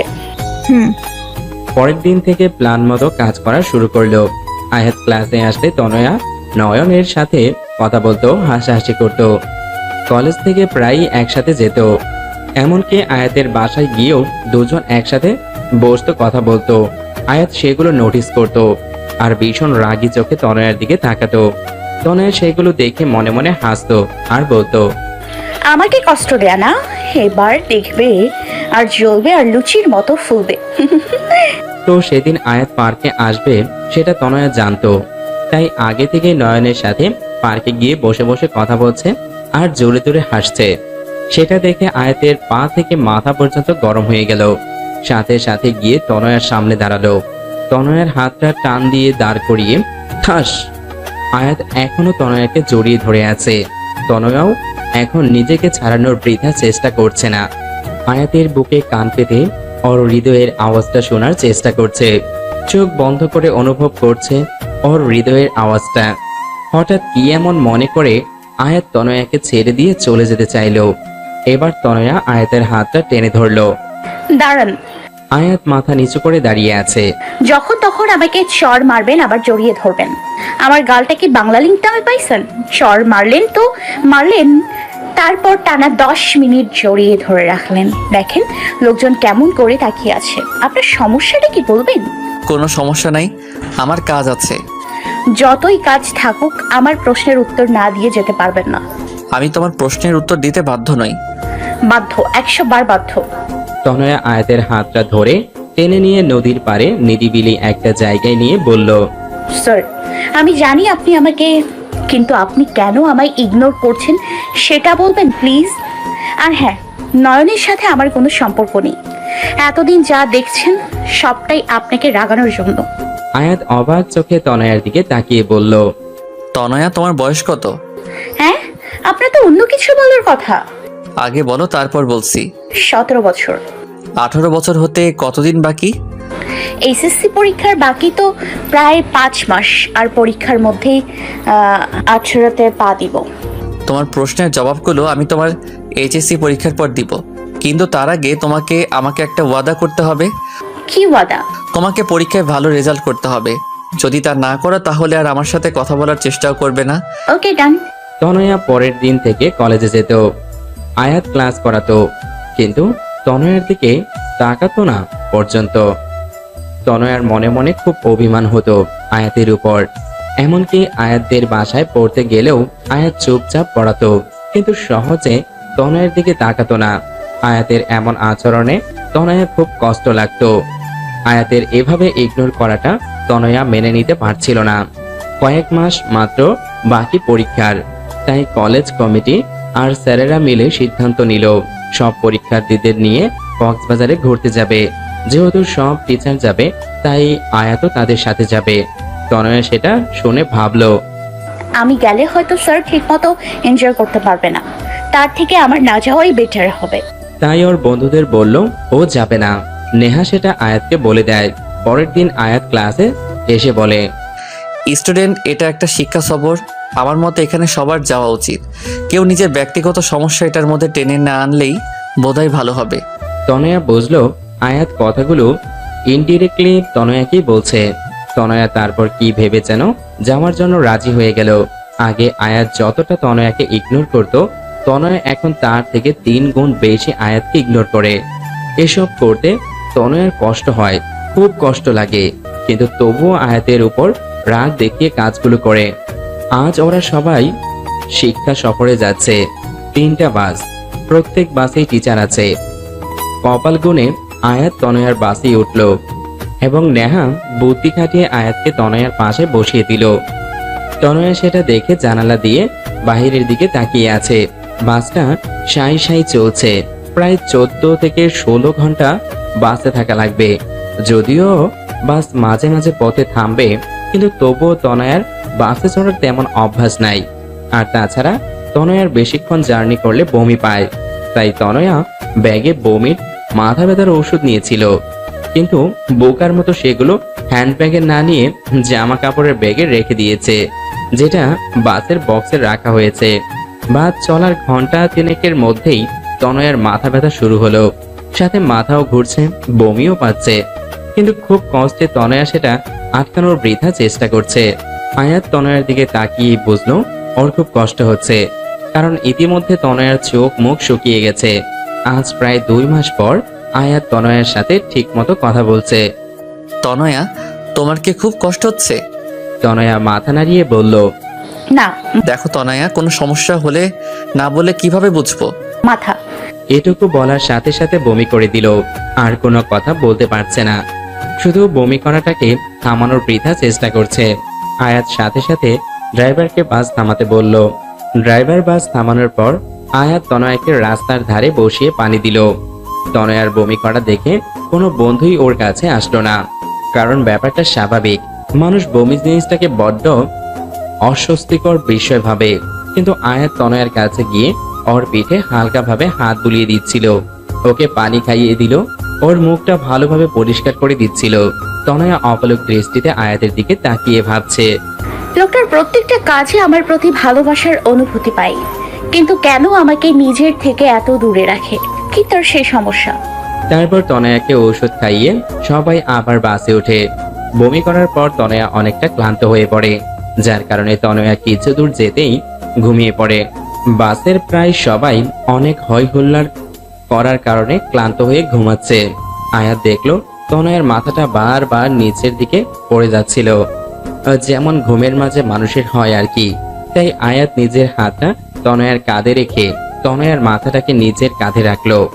আয়াত অপলক দৃষ্টিতে তনয়ার দিকে তাকিয়ে আছে আর ভাবছে, ইস, যদি সারা জীবনের মতো তোমাকে এভাবে রাখতে পারতাম, কিন্তু হয়তো আমার ভাগ্যে তোমাকে পাওয়াটা নাই। তোমাকে পেলে হয়তো জীবনে কোনো চাওয়া থাকতো না, কিন্তু বিবেকের কাছে আবেগ আর সমস্ত চাওয়া সব সময় পরাজিত। আমি জানি তোমাকে ভালোবাসাটা আমার তুচ্ছ আবেগ না, কিন্তু সত্যিকারের ভালোবাসাটাও এক ধরনের তীব্র আবেগ। খুব ইচ্ছা করে এই পিচ্চি তনয়াটাকে আমার হৃদয় খাঁচায় সারা জীবনের জন্য বন্দি করে রাখি, কিন্তু আমি জানি হয়তো তা সম্ভব না। আমি তোমাকে আমার সমস্যার কথাগুলো বললে হয়তো তোমার জীবনটা তছনছ হয়ে যাবে, তোমার ভবিষ্যৎটা নষ্ট হয়ে যাবে, কারণ কষ্ট সহ্য করার বয়সটা যে তোমার এখনো হয়নি। আয়াত তনয়ার দিকে তাকিয়ে থাকতে থাকতে ঘুমিয়ে পড়ে। কিছুক্ষণ পর তনয়ার ঘুম ভাঙে, কিন্তু তনয়ার মনে হচ্ছে কারো হৃদয়ের মাঝে আছে ও। মাথাটা হালকা ওঠাতেই দেখে আয়াতের কাঁধে ওর মাথাটা রাখা। নিজের অজান্তেই তনয়ার মুখে হাসি ফুটে উঠল। তনয়া ভাবছে, ভবিষ্যতে আমি আয়াত স্যারকে পাবো কিনা জানি না, তার সাথে সারা জীবন কাটাতে পারবো কিনা জানি না, কিন্তু এই যে মুহূর্তগুলো তার সাথে কাটাচ্ছি, এর থেকে সুন্দর মুহূর্ত আর আমার জীবনে আসবে কিনা আমি তাও জানি না, কিন্তু এই মুহূর্তগুলোকে আমি আমার সবটা দিয়ে উপভোগ করতে চাই। হঠাৎ রাস্তার উঁচু নিচু ঢালে বাস লাফিয়ে ওঠায় আয়াতের ঘুম ভেঙে গেল। তনয়াও অনেকটা হকচকিয়ে উঠল। তনয়া আয়াতের দিকে তাকিয়ে লজ্জা পেয়ে বাইরের দিকে তাকালো। তনয়া, তোমার এখন কেমন লাগছে? আগের থেকে অনেকটা বেটার স্যার। কিছু খাবে? না স্যার। এর মধ্যেই বাস ঢাকা পৌঁছে গেল। ঢাকার প্রায় ঘন্টাখানেক বাস থামলো। সবাই খাবারের জন্য হোটেলে ঢুকলো। সবাই যে যার মতো খাচ্ছে, কিন্তু আয়াত তনয়াকে শুধু ভাত, করলা ভাজি আর ডাল দিল। আমি এগুলো খাবো না। সেটা বললে তো হবে না, এখনো অনেকটা পথ জার্নি করতে হবে। অন্য কিছু খেলে তুমি আবার বমি করবে। দেখো, তোমাকে সাপোর্ট করতে আমিও একই খাবার খাচ্ছি। প্লিজ খাও তনয়া, নয়তো তোমার শরীর আরো খারাপ লাগবে। তনয়া আয়াতের কথা আর ফেলতে পারলো না, তাই কষ্ট হলেও খাবারটা খেয়ে নিল।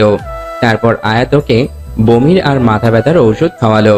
ঢাকা থেকে কক্সবাজার পৌঁছাতে অনেক রাত হয়ে গেল। তনয়া আর বমি করেনি। হোটেল আগে থেকেই বুকিং করা ছিল, তাই কোনো সমস্যা হলো না।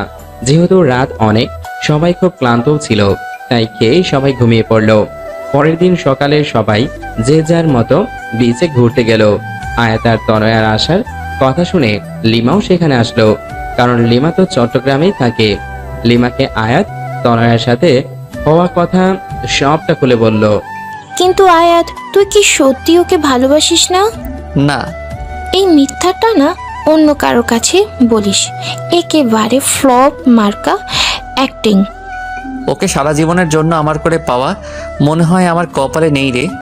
কি সমস্যা আয়াত, বল না প্লিজ। আয়াত, তোর আবার কোনো বড় ধরনের অসুখ করেনি তো? আরে না, সমস্যাটা তুই জানিস, হয়তো খেয়াল নেই। কি সেটা আয়াত? তুই তো আমার বড় ভাইয়া আয়নের কথা জানিস? হ্যাঁ, সে একটা মেয়েকে ভালোবেসে পালিয়ে বিয়ে করেছিল বলে তোর বাবা তার সাথে কোনো সম্পর্ক রাখেনি। হ্যাঁ, কিন্তু ভাইয়া ভালোবেসে বিয়ে করেছে বলে বাবা ততটা রাগ করেনি। আসলে বাবা তার বন্ধুর এক মেয়ের সাথে ভাইয়ার বিয়ে ঠিক করেছিল, কিন্তু ভাইয়া বাবাকে কিছু না বলে বিয়ে করায় বাবার বন্ধুর তাকে অনেক অপমান করেছিল। কিন্তু বাবা তার অপমানে কতটা কষ্ট পায় নাই যতটা ভাইয়া তার কাছে সত্যি লুকিয়েছে বলে পেয়েছে। বাবা আগেই বলেছে তিনি মিথ্যাকে ঘৃণা করেন, আর তাছাড়া বাবা সবসময় আমাদের সাথে বন্ধুসুলভ ছিল, কিন্তু তবুও ভাইয়া বলেনি। তারপর থেকে বাবা ভাইয়ার সাথে কোনো সম্পর্ক রাখেনি। আমি অনেকবার চেষ্টা করেছি বাবাকে বোঝানোর, কিন্তু তিনি আমার কোনো কথাই শোনেননি। আসলে মানুষ একবার তীব্র কষ্ট পেলে তার মনটা পাথরের মতো হয়ে যায়, তখন শত আবেগ অনুভূতি তার মনকে ছুঁতে পারে না। বাবার ক্ষেত্রেও তাই হয়েছে। কিন্তু আয়াত, তোর ভাইয়ার ভালোবাসার সাথে তোর ভালোবাসার কি সম্পর্ক? হ্যাঁ, সেটাই বলছি। আচ্ছা লিমা, তুই কি জানিস তনয়া আমাকে ঠিক কতদিন ধরে ভালোবাসে? হ্যাঁ, প্রায় 4 বছর। না, 3 বছর 8 মাস ধরে আমি তনয়ার চোখে আমার জন্য ভালোবাসা দেখেছি। কিন্তু জানিস আমি তনয়াকে ঠিক কতদিন ধরে ভালোবাসি? ঠিক কতদিন বলতে পারবো না, তবে তনয়ার থেকে কম দিন। 4 বছর 13 দিন। কি, তুই তনয়াকে আগে থেকেই চিনতিস?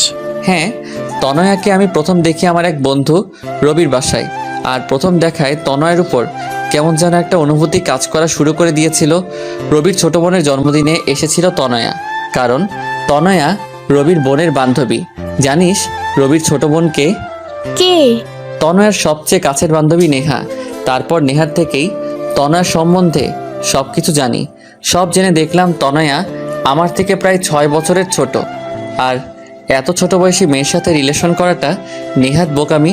আর তাছাড়া তনয়া তখন রিলেশনে জড়ালে ওর পড়ালেখায় ক্ষতি হতো, ওর ভবিষ্যৎ অন্ধকারের দিকে যেত। যাকে এতটা ভালোবেসে ফেলেছি তার ভবিষ্যৎ কিভাবে নষ্ট করি বল? আর তাছাড়া দুটো মানুষ যখন রিলেশনে থাকে তখন একে অপরের মাঝে কিছুদিন পর শয়তানের তাড়নায় একটা আলাদা অনুভূতি তৈরি হয়। চুম্বকের বিপরীত মেরু যেমন একে অপরকে আকর্ষণ করে, ঠিক তেমনি প্রেমিক প্রেমিকার মধ্যেও এই আকর্ষণ কাজ করে। আর তখন তারা না চাইতেও নোংরামিতে জড়িয়ে পড়ে। আমি তো ছেলে, নোংরামি করে পার পেয়ে যেতাম, কিন্তু আমার তনয়া তো ছোট, ও হয়তো সমাজের প্যাচ বুঝতে না পেরে নিজের ক্ষতি করে বসতো। তাই সবসময় তনয়ার থেকে দূরে দূরে থেকে ওকে ভালোবেসেছি। কিন্তু উপরওয়ালা বোধহয় আমাদের নিয়ে খেলতে ভালোবাসে। আমি তনয়াকে পড়ানোর কথা শুনেই না করে দিলাম, কিন্তু বাবার কথা ফেলতে পারলাম না। কিন্তু তারপর তনয়াকে প্রথমবার পার্কে এই কারণে চর মেরেছিলাম যে তনয়া যেন ভুল পথে পা না বাড়ায়। আমি হয়তো তনয়াকে পড়াতাম না, তাই অন্য কোনো ছেলে যাতে না পড়ায়, তাই তনয়ার জন্য আমি টিচার ঠিক করে দিলাম। তনয়াকে স্কুলে কেউ প্রপোজ করার আগেই তাকে যেভাবেই হোক তনয়ার থেকে দূরে সরিয়ে দিতাম। তনয়া হয়তো 2 বছরে আমাকে একবারও দেখেনি, কিন্তু 2 বছরের একটি দিনও আমি তনয়াকে না দেখে থাকিনি। তারপর হয়তো আমার ভাগ্যের জোরে তনয়া আমার কলেজেই ভর্তি হলো। জানিস তখন আমি কতটা খুশি ছিলাম যে রোজ তনয়াকে দেখতে পাবো। রোজ রোজ ক্লাসের সবাইকে পড়ানোর বাহানায় বারবার তনয়াকে চোরের মতো দেখতাম। কিন্তু তার কিছুদিন পরই ভাইয়া ওই ঘটনাটা ঘটালো। তারপর তনয়া যখন সিঁড়ি দিয়ে পড়ে গিয়ে ব্যথা পেয়েছিল, তখন ওর অবস্থা দেখে আমার প্রচণ্ড কষ্ট হতো। তনয়া সুস্থ হওয়ার পর কয়েক মাস খুব সুন্দর ছিল। জানিস তনয়ার সাথে খুব ভালো বন্ধুত্ব হয়ে গেছিল, কিন্তু সমস্যাটা হলো কয়েক মাস আগে। তারপর থেকেই আমি তনয়াকে অ্যাভয়েড করে চলতে থাকি। কি হয়েছে কয়েক মাস আগে? কয়েক মাস আগে একদিন রাতে বাবা আমায় বলল, আয়াত, তোকে কিছু কথা বলবো, রাখবি? আমি বাবাকে বললাম, কেন রাখবো না বাবা, বলো কি বলবা। তোর ভাইয়া তো আমার কোনো কথা শোনেনি, আমার সম্মানের কথাও ভাবেনি, কিন্তু আমি তোকে সব থেকে বেশি ভরসা করি। তুই কি আমার বিশ্বাস রাখবি? হ্যাঁ বাবা বলো, অবশ্যই রাখবো। আমাকে ছুঁয়ে আদা কর। হ্যাঁ বাবা, এই তোমাকে ছুঁয়ে ওয়াদা করলাম, তুমি যা বলবে তাই শুনবো। এবার তো বলো। আমি আমার বন্ধুর মেয়ের সাথে তোর বিয়ে ঠিক করে এসেছি। কথাটা শুনে আয়াতের পুরো পৃথিবীটা যেন উল্টে গেল। মেয়েটা বর্তমানে বাইরে আছে, কয়েক মাস পর দেশে আসবে, তার কিছুদিন পর তোর সাথে বিয়ে দেবো তার। কিরে, তুই রাজি তো? নাকি তুইও আয়ানের মতো কাউকে? আয়াত ওর বাবার কথা ভেবে নিজের ভালোবাসার কথাটা লুকিয়ে বলল, না বাবা, তেমন কিছু না, তুমি যা ভালো বোঝো তাই করো। আমি তোমার বিশ্বাস কখনো ভাঙবো না। আমি জানতাম তুই এই কথাই বলবি। এই নে মেয়েটার ছবি, ফোন নাম্বার দিবি? তার দরকার নাই বাবা, তুই যখন পছন্দ করেছো তখন ভালোই হবে। বাবার এই কথা শোনার পর থেকে আমি তনয়ার থেকে দূরে দূরে থাকতাম, কারণ যতই ওর কাছে যাব ততই ওর মায়ায় জড়িয়ে পড়ব।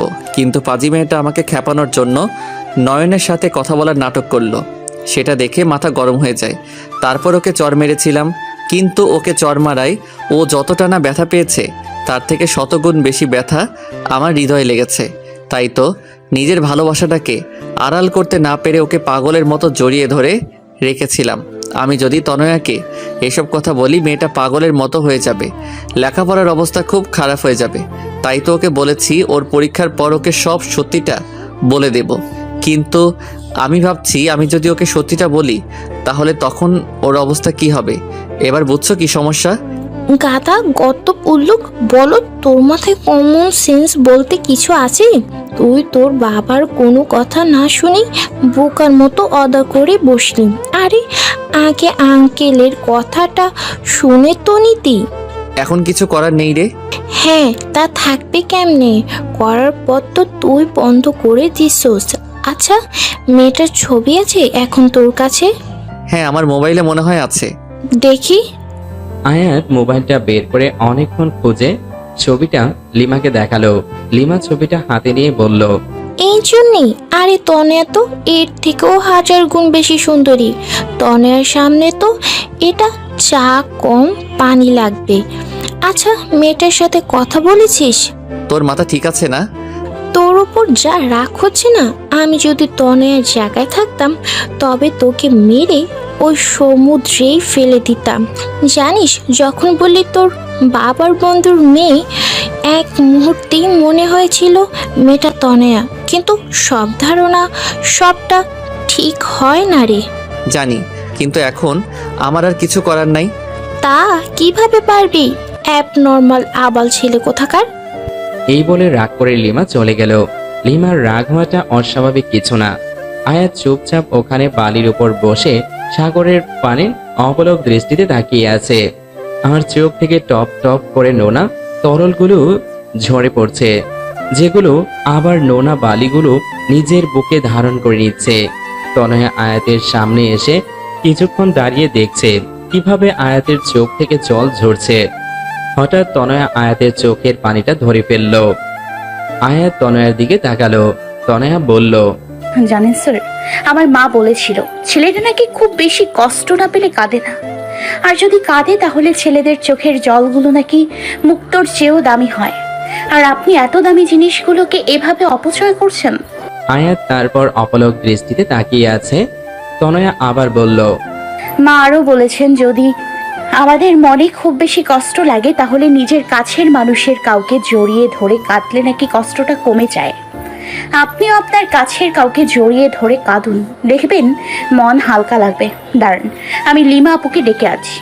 এই বলে তনয়ার সামনে পা বাড়ানোর আগেই আয়াত তনয়ার হাতটা টেনে ধরল। তনয়া পেছনে ফিরে তাকানোর সাথে সাথে আয়াত তনয়াকে টান দিয়ে নিজের বুকের মাঝে চেপে ধরে। শক্ত করে তনয়াকে জড়িয়ে ধরে আয়াত কান্না করছে। তনয়া কিছু হতভম্ব হয়ে গেল, কিন্তু আয়াতের এই অবস্থা দেখে কিছু বলল না, শুধু বলল, কি হচ্ছে স্যার, আমাকে কি বলা যায়? আয়াত তনয়াকে শক্ত করে জড়িয়ে ধরে আছে আর ভাবছে, আমি তোমাকে সারা জীবনের জন্য আমার বুকে রাখতে চাই, কিন্তু আমি জানি আমি হয়তো তোমাকে পাবো না, কিন্তু তবুও বেহায়া মনটা সবসময় তোমাকে আমার করে পেতে চাই। তনয়া আয়াতের থেকে নিজেকে ছাড়িয়ে বলল, চলুন স্যার, কিছুক্ষণ সাগরের পানিতে পা ডুবিয়ে হাঁটি। সমুদ্রের বিশালতায় তাকিয়ে নিজের কষ্টগুলোকে সমুদ্রের ঢেউয়ের সাথে মিশিয়ে দিই, যাতে ঢেউ পারে এসে আমাদের সকল কষ্টগুলোকে নিজের সাথে ভাসিয়ে নিয়ে গিয়ে সমুদ্রের বুকে মিলিয়ে দেয়। তারপর তনয়া আয়াতের হাত ধরে সমুদ্রের পাড়ে হাঁটতে লাগলো। আয়াত তাকিয়ে দেখছে তনয়াকে। তনয়ার চুলগুলো প্রবল বাতাসে বারবার ওর মুখে পড়ছে, আর তনয়া সেগুলো বারবার সরানোর বৃথা চেষ্টা করছে। আয়াতের মন চাচ্ছে তনয়ার অবাধ্য চুলগুলো নিজ হাতে ওর কানের পিছনে গুজে দিতে, আলতো করে তনয়ার গালটাকে ছুঁয়ে দিতে, ওর চোখের দিকে তাকিয়ে চোখের গভীরতায় হারিয়ে যুগ যুগ কাটিয়ে দিতে, আর বারবার বলতে ইচ্ছে করে, I love you Tanaya, I love you a lot. হঠাৎ ফোনের রিং এর শব্দে আয়াতের ভাবনায় ছেদ পড়ল। হ্যাঁ লিমা, বল। সরি, তখন তোর উপর রাগ উঠে গেছিল, তাই তোকে যা তা বলে ফেলেছি। It's okay. শোন আয়াত, ভবিষ্যতে কি হবে তা হয়তো আমরা জানি না, কিন্তু বর্তমানকে তো আমরা নিজেদের মতো সাজাতে পারি। তোর জীবনে পরবর্তীতে কি হবে তা আল্লাহর উপর ছেড়ে দে। কিন্তু যে 2 দিন তুই এখানে আছিস, তনয়ের সাথে ভালোভাবে কথা বল, ওর সাথে ভালো সময় কাটা। হতে পারে এই 2 দিন তোর জীবনের সবচেয়ে সুখের মুহূর্ত হয়ে স্মৃতির পাতায় রয়ে যাবে। পারলে আমার কথাটা রাখিস। বাই। লিমা ফোনটা কাটলে আয়াত ফোনটা পকেটে রেখে তনয়াকে বলল, তনয়া। হ্যাঁ বলুন স্যার। আচ্ছা তনয়া, যে 2 দিন আমরা এখানে থাকবো সেই 2 দিনকে আমরা বন্ধু হতে পারি?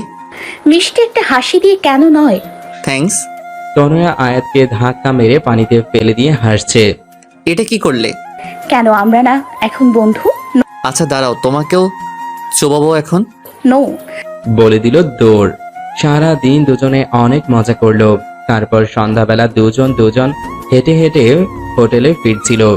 তখন আয়াত হাঁটছে আর ভাবছে, যেদিন তনয়া সত্যিটা জানবে ও ঠিক কিরকম রিয়াক্ট করবে তা ভেবেই মনটা সমুদ্রে ওঠা অশান্ত ঝড়ের মতো উথাল পাথাল করছে। কক্সবাজারে যে 2 দিন ছিল সে 2 দিন আয়াত আর তনয়া খুব সুন্দর সময় কাটিয়েছে। লিমার সাথেও ওরা দুজন অনেক জায়গায় ঘুরেছে। তনয়া আয়াতকে সুন্দর একটা শামুকের তাজমহলের শোপিস গিফট করলো। আয়াত প্রথমে নিতে চাইনি, কিন্তু তনয়ার ছেলে মানুষের কাছে হার মানতে হলো। স্যার জানেন, তাজমহল হচ্ছে ভালোবাসার প্রতীক। আয়াত তনয়ার কথার কোনো উত্তর দিল না, শুধু তনয়াকে সুন্দর একটা ওড়না গিফট করলো। তনয়া ওড়নাটা পেয়ে ভীষণ খুশি। তনয়া মনে মনে ভাবছে হয়তো পরীক্ষার পর স্যার ওকে প্রপোজ করবে। কিন্তু তনয়ার সত্যিটা জানলে হয়তো নিজের হুঁশ হারিয়ে ফেলবে। তারপর ওরা বাড়ি ফেরার দিনও তনয়া 3 বার বমি করে, আর তখন আয়াত ওকে ভীষণ কেয়ার করেছিল। বমি করার পর ক্লান্ত হয়ে তনয়া আয়াতের কাঁধেই ঘুমিয়েছিল। তনয়া যখন আয়াতের কাঁধে মাথা দিয়ে ঘুমাচ্ছিল, তখন গাড়ি চলার গতিতে তনয়ার মাথাটা বারবার নিচের দিকে পড়ে যাচ্ছিল বলে আয়াত তার একটা হাত দিয়ে তনয়ার মাথাটা ধরে রেখেছিল। আয়াত যখনই তনয়ার মুখের দিকে তাকায়, তখনই অজানা এক প্রশান্তিতে আয়াতের বুকটা ভরে যায়। কেন যেন তনয়ার থেকে নিজের চোখ সরাতে পারে না। তারপর নিজেই নিজেকে বলে, মিথ্যা স্বপ্ন দেখো, কোনো লাভ নেই, কারণ মিথ্যা সব মানুষকে শুধু মিথ্যা আশা দেয় আর কষ্ট দেয়, এর বাইরে কিছুই দেয় না। তনয়া কিছুটা পথ ঘুমিয়েছিল আর কিছুটা পথ ঘুমের অভিনয় করেছিল, কারণ ঘুম ভাঙলে যে আয়াত তার হাতটা কাঁধটা থেকে সরিয়ে নেবে। তনয়া আয়াতের কাঁধে মাথা রেখে ভাবছিল, ইস, এভাবে যদি সারা জীবন ওর কাঁধে মাথা রেখে থাকতে পারতাম। জানি না কি লেখা আছে আমাদের ভাগ্যে, কিন্তু ভাগ্যে যাই লেখা থাকুক না কেন, সারা জীবন আমি আমার অঙ্ক টিচারকেই ভালোবাসবো। বরিশাল পৌঁছতে পৌঁছতে অনেক রাত হয়ে গেল। প্রায় সব মেয়েদেরই বাড়ির লোক এসে তাদের নিয়ে গেল, কিন্তু তনয়ার বাবা সেদিন শহরে ছিল না। তাই তনয়ার মা আয়াতকে ফোন করে বলেছে ও যেন তনয়াকে বাড়ি পৌঁছে দেয়। তাই আয়াত তনয়াকে নিজের গাড়িতে করে তনয়াদের বাড়ির দিকে যাচ্ছে। এখন কেমন লাগছে তনয়া? জি, মোটামুটি ভালো। তোমার কি জার্নিতে অ্যালার্জি আছে? জি স্যার, আসলে আমি এত দূর বসে কখনো ট্রাভেল করিনি। ও, তোমার বাড়ি এসে গেছে? ও, ভেতরে আসুন স্যার। না, অনেক রাত হয়ে গেছে, এখন আর ভিতরে যাব না, বাড়ি যাব। ওকে, কিন্তু একবার গাড়ি থেকে বাইরে বের হন। কেন? আরে আগে বের হন, তারপর বলছি। আয়াত গাড়ি থেকে বের হয়ে দাঁড়াতেই তনয়া হুট করে আয়াতকে জড়িয়ে ধরল। আয়াত কিছুটা হতবাক হয়ে গেল। তনয়া অনেকক্ষণ আয়াতকে জড়িয়ে ধরে বলল, আমি জানি না পরীক্ষার পর আপনার সিদ্ধান্ত ঠিক কি হবে, কিন্তু এই যে 2 দিন আপনার সাথে কাটালাম, এটা আমার জীবনের সবচেয়ে স্মরণীয় দিন হয়ে আমার মনের মণিকোঠায় সারা জীবন গেঁথে থাকবে। আপনি যেমন আমার মনে গেঁথে আছেন, ঠিক তেমনই এই স্মৃতিগুলো গেঁথে থাকবে। ধন্যবাদ স্যার, আমার সাথে এত সুন্দর 2 দিন কাটানোর জন্য। আয়াত আর কিছু বলল না, নিজেকে তনয়ার থেকে ছাড়িয়ে চুপচাপ চলে গেল। পরের দিন থেকে সবাই লেখাপড়া নিয়ে অনেক ব্যস্ত হয়ে পড়ে, কারণ সামনে পরীক্ষা। আয়াত তনয়ার সাথে কথা বলে, কিন্তু খুবই কম। তনয়া পড়ার প্রেসারে আপাতত ভালোবাসার পোকাগুলোকে বক্সে বন্ধ করে রেখেছে। ওদের পরীক্ষা শুরু হলো। পরীক্ষার মধ্যেই তনয়া 18তে পা দিল, কিন্তু পরীক্ষার কারণে কোনো সেলিব্রেশন হয়নি। আজ ওদের পরীক্ষা শেষ হলো। তনয়ার পরীক্ষা খুব ভালো হলো, কারণ ও আয়াতকে প্রমিস করেছিল। পরীক্ষা শেষ হওয়ার পর তনয়ার অধীর আগ্রহে আয়াতের ফোনের অপেক্ষা করতে লাগলো, কিন্তু প্রায় 1 মাস হয়ে গেছে, কিন্তু আয়াত ওকে দেখা করতে বলছে না। ফোনে তনয়ার সাথে কথা হলেও এই বিষয়ে আয়াত সব সময় এড়িয়ে যায়। এড়িয়ে যাবে না তো কি করবে? আয়াতের তো তনয়ার মুখোমুখি হতেই ভয় করে, ঠিক কি বলবে ওকে। কিন্তু তনয়া আর অপেক্ষা করতে পারছে না, তাই সরাসরি আয়াতকে ফোন দিয়ে বলল, আপনি দেখা করবেন নাকি আপনার বাসায় আসবো? না না, তার দরকার নেই। আসলে আমি তো এখন কিছু কাজে ঢাকা এসেছি, 2 সপ্তাহ পর আসতেছি।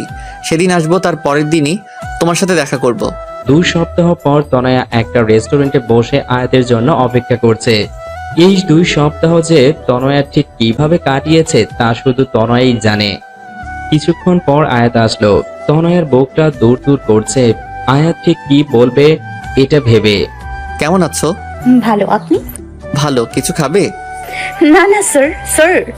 তারপর দুজন অনেকক্ষণ নীরবতা পালন করলো, কিন্তু তনয়া আর অপেক্ষা করতে পারছে না। গত 4 বছরের বেশি সময় ধরে অপেক্ষা করেছে, তাই মুখ ফসকে বলেই ফেললো, স্যার আপনি যেন কি বলতে চাইছিলেন? হ্যাঁ, কিন্তু ঠিক কিভাবে বলবো সেটা ভাবছি। এত ভাবাভাবির দরকার নেই, সরাসরি বলে দেন, আমি শোনার জন্য রেডি। প্লিজ, আল্লাহ ভালো কিছু যেন বলে। আয়াত কিছুক্ষণ ভেবে বলল, তনয়া, আমার বিয়ে ঠিক হয়ে গেছে। তনয়া অবাক চোখে আয়াতের দিকে তাকালো। তারপর আয়াত ওর বাবার ওর ভাইয়ার সব কথা বলল। এও বলল সামনের মাসের শেষের দিকে ওর বিয়ে, আর সেই মেয়েটি কিছুক্ষণ পর এখানে ওর সাথে দেখা করতে আসবে। আয়াতের কথাগুলো শোনার পর তনয়ার পুরো পৃথিবীটা যেন গোলক ধাঁধার মতো ঘুরছে, চোখ দুটো ঝাপসা হয়ে যাচ্ছে, নিজের ওপর যেন কোনো নিয়ন্ত্রণ রাখতে পারছে না, চিৎকার করে কাঁদতে ইচ্ছে করছে, কিন্তু শত কষ্টে তনয়া নিজেকে আটকাচ্ছে। প্লিজ তনয়া, আমাকে মাফ করে দাও। আর প্লিজ নিজের উপর নিয়ন্ত্রণ রাখার চেষ্টা করো। আসলে আমি থাক স্যার, আপনার আমাকে কোনো এক্সপ্লেনেশন দেওয়ার দরকার নেই, আমি আপনাকে জানি। আর আয়াতকে অবাক করে দিয়ে তনয়া বলল, মেয়েটির নাম কি স্যার? আমি জানি না। কি বলেন? যার সাথে বিয়ে হবে তার নাম জানেন না? This is not fair sir. আচ্ছা, ভাবি কি এখন আসবে? আয়াত তনয়ার কথায় হতবাক হয়ে গেল। তারপর বলল, হুম। আমি কি তাকে একবার দেখতে পারি? ভয় নাই, আমি আমার বিষয় কিচ্ছু বলবো না। তনয়া, আর ইউ ওকে? কেন? Yes sir, I am absolutely ওকে। আরে আপনি আবার এটা ভাবছেন না তো যে আমি উল্টাপাল্টা কিছু করে ফেলবো? পাগল নাকি স্যার? আমি তনয়া, আর আমি এতটা সাহসী নই যে নিজের জাহান্নামের টিকিট নিজে কাটবো। তনয়ার এমন কথা শুনে আয়াতের মুখের ভাষা যেন হারিয়ে গেছে, কিছু বলতে পারছে না। কিছুক্ষণের মধ্যে সেই মেয়েটা আসলো, এসে তনয়াকে বলল, আর ইউ আয়াত? I am Abani. ইয়েস, বসুন। উনি? তনয়াকে উদ্দেশ্য করে তনয়া বেশ হাসি মুখে বলল, হাই, আই এম তনয়া, আয়াতসের স্টুডেন্ট। Oh hi. তো আপনি আমাদের ভাবি হবেন? হ্যাঁ। আপনি জানেন আপনি অনেক লাকি, কারণ আপনি আয়াত স্যারকে নিজের জীবন সঙ্গী হিসেবে পাচ্ছেন। স্যার অনেক ভালো মানুষ। এখানে এসেছিলাম কিছু কাজের জন্য, কিন্তু স্যারকে দেখে তার সাথে একটু কথা বললাম। I hope you don't mind. No no. আচ্ছা, আমি তাহলে আসি, কিছু কাজ আছে। বাই ভাবি। By sir. তনয়া একটি বারও আয়াতের দিকে তাকালো না, শুধু সামনের দিকে তাকিয়ে হাঁটছে। আজ তনয়া পা দুটো যেন চলছে না, মনে হচ্ছে পিছন থেকে কোনো অদৃশ্য শক্তি ওর পা দুটোকে আঁকড়ে রেখেছে। কিন্তু তনয়ার এমন আচরণে আয়াত অনেক অবাক হলো। তনয়া চলে যাচ্ছে, আয়াত হাঁ করে ওর যাওয়ার পানে তাকিয়ে আছে। তনয়া নিজের অবাধ্য চোখের জলগুলোকে মোছার বৃথা চেষ্টা করছে। আয়াত বুঝতে পারছে তনয়ার মনের অবস্থা, কারণ আয়াতের মনের অবস্থাটাও তো একই রকম। তনয়া চলে যাবার পর আয়াত নিজেকে আর ঠিক রাখতে পারছে না, তাই অবনীকে বলল, আমার খুব মাথা ব্যথা করছে, আমরা কি পরে একদিন কথা বলতে পারি? অবনী বলল, ঠিক আছে। আয়াত বাড়ি এসে বারবার তনয়াকে ফোন করছে, কিন্তু কেউই ফোন ধরছে না।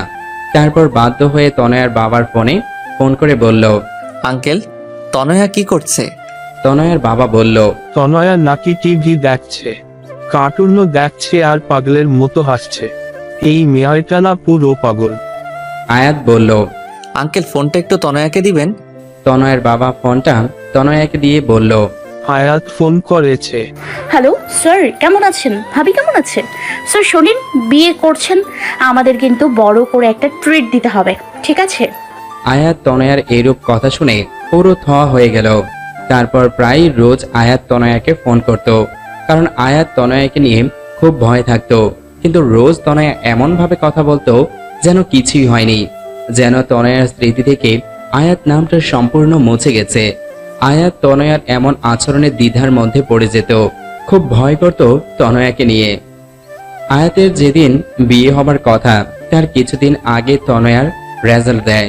তনয়া এবারও A+ পায়, সবাই খুব খুশি হয় আয়াতও। কিন্তু এত খুশির মাঝেও আয়াত আর তনয়ার বুকের ভিতরটা জ্বলে পুড়ে ছারখার হয়ে যাচ্ছে। আর আজ আয়াতের গায়ে হলুদ, আর মজার ব্যাপার কি জানেন?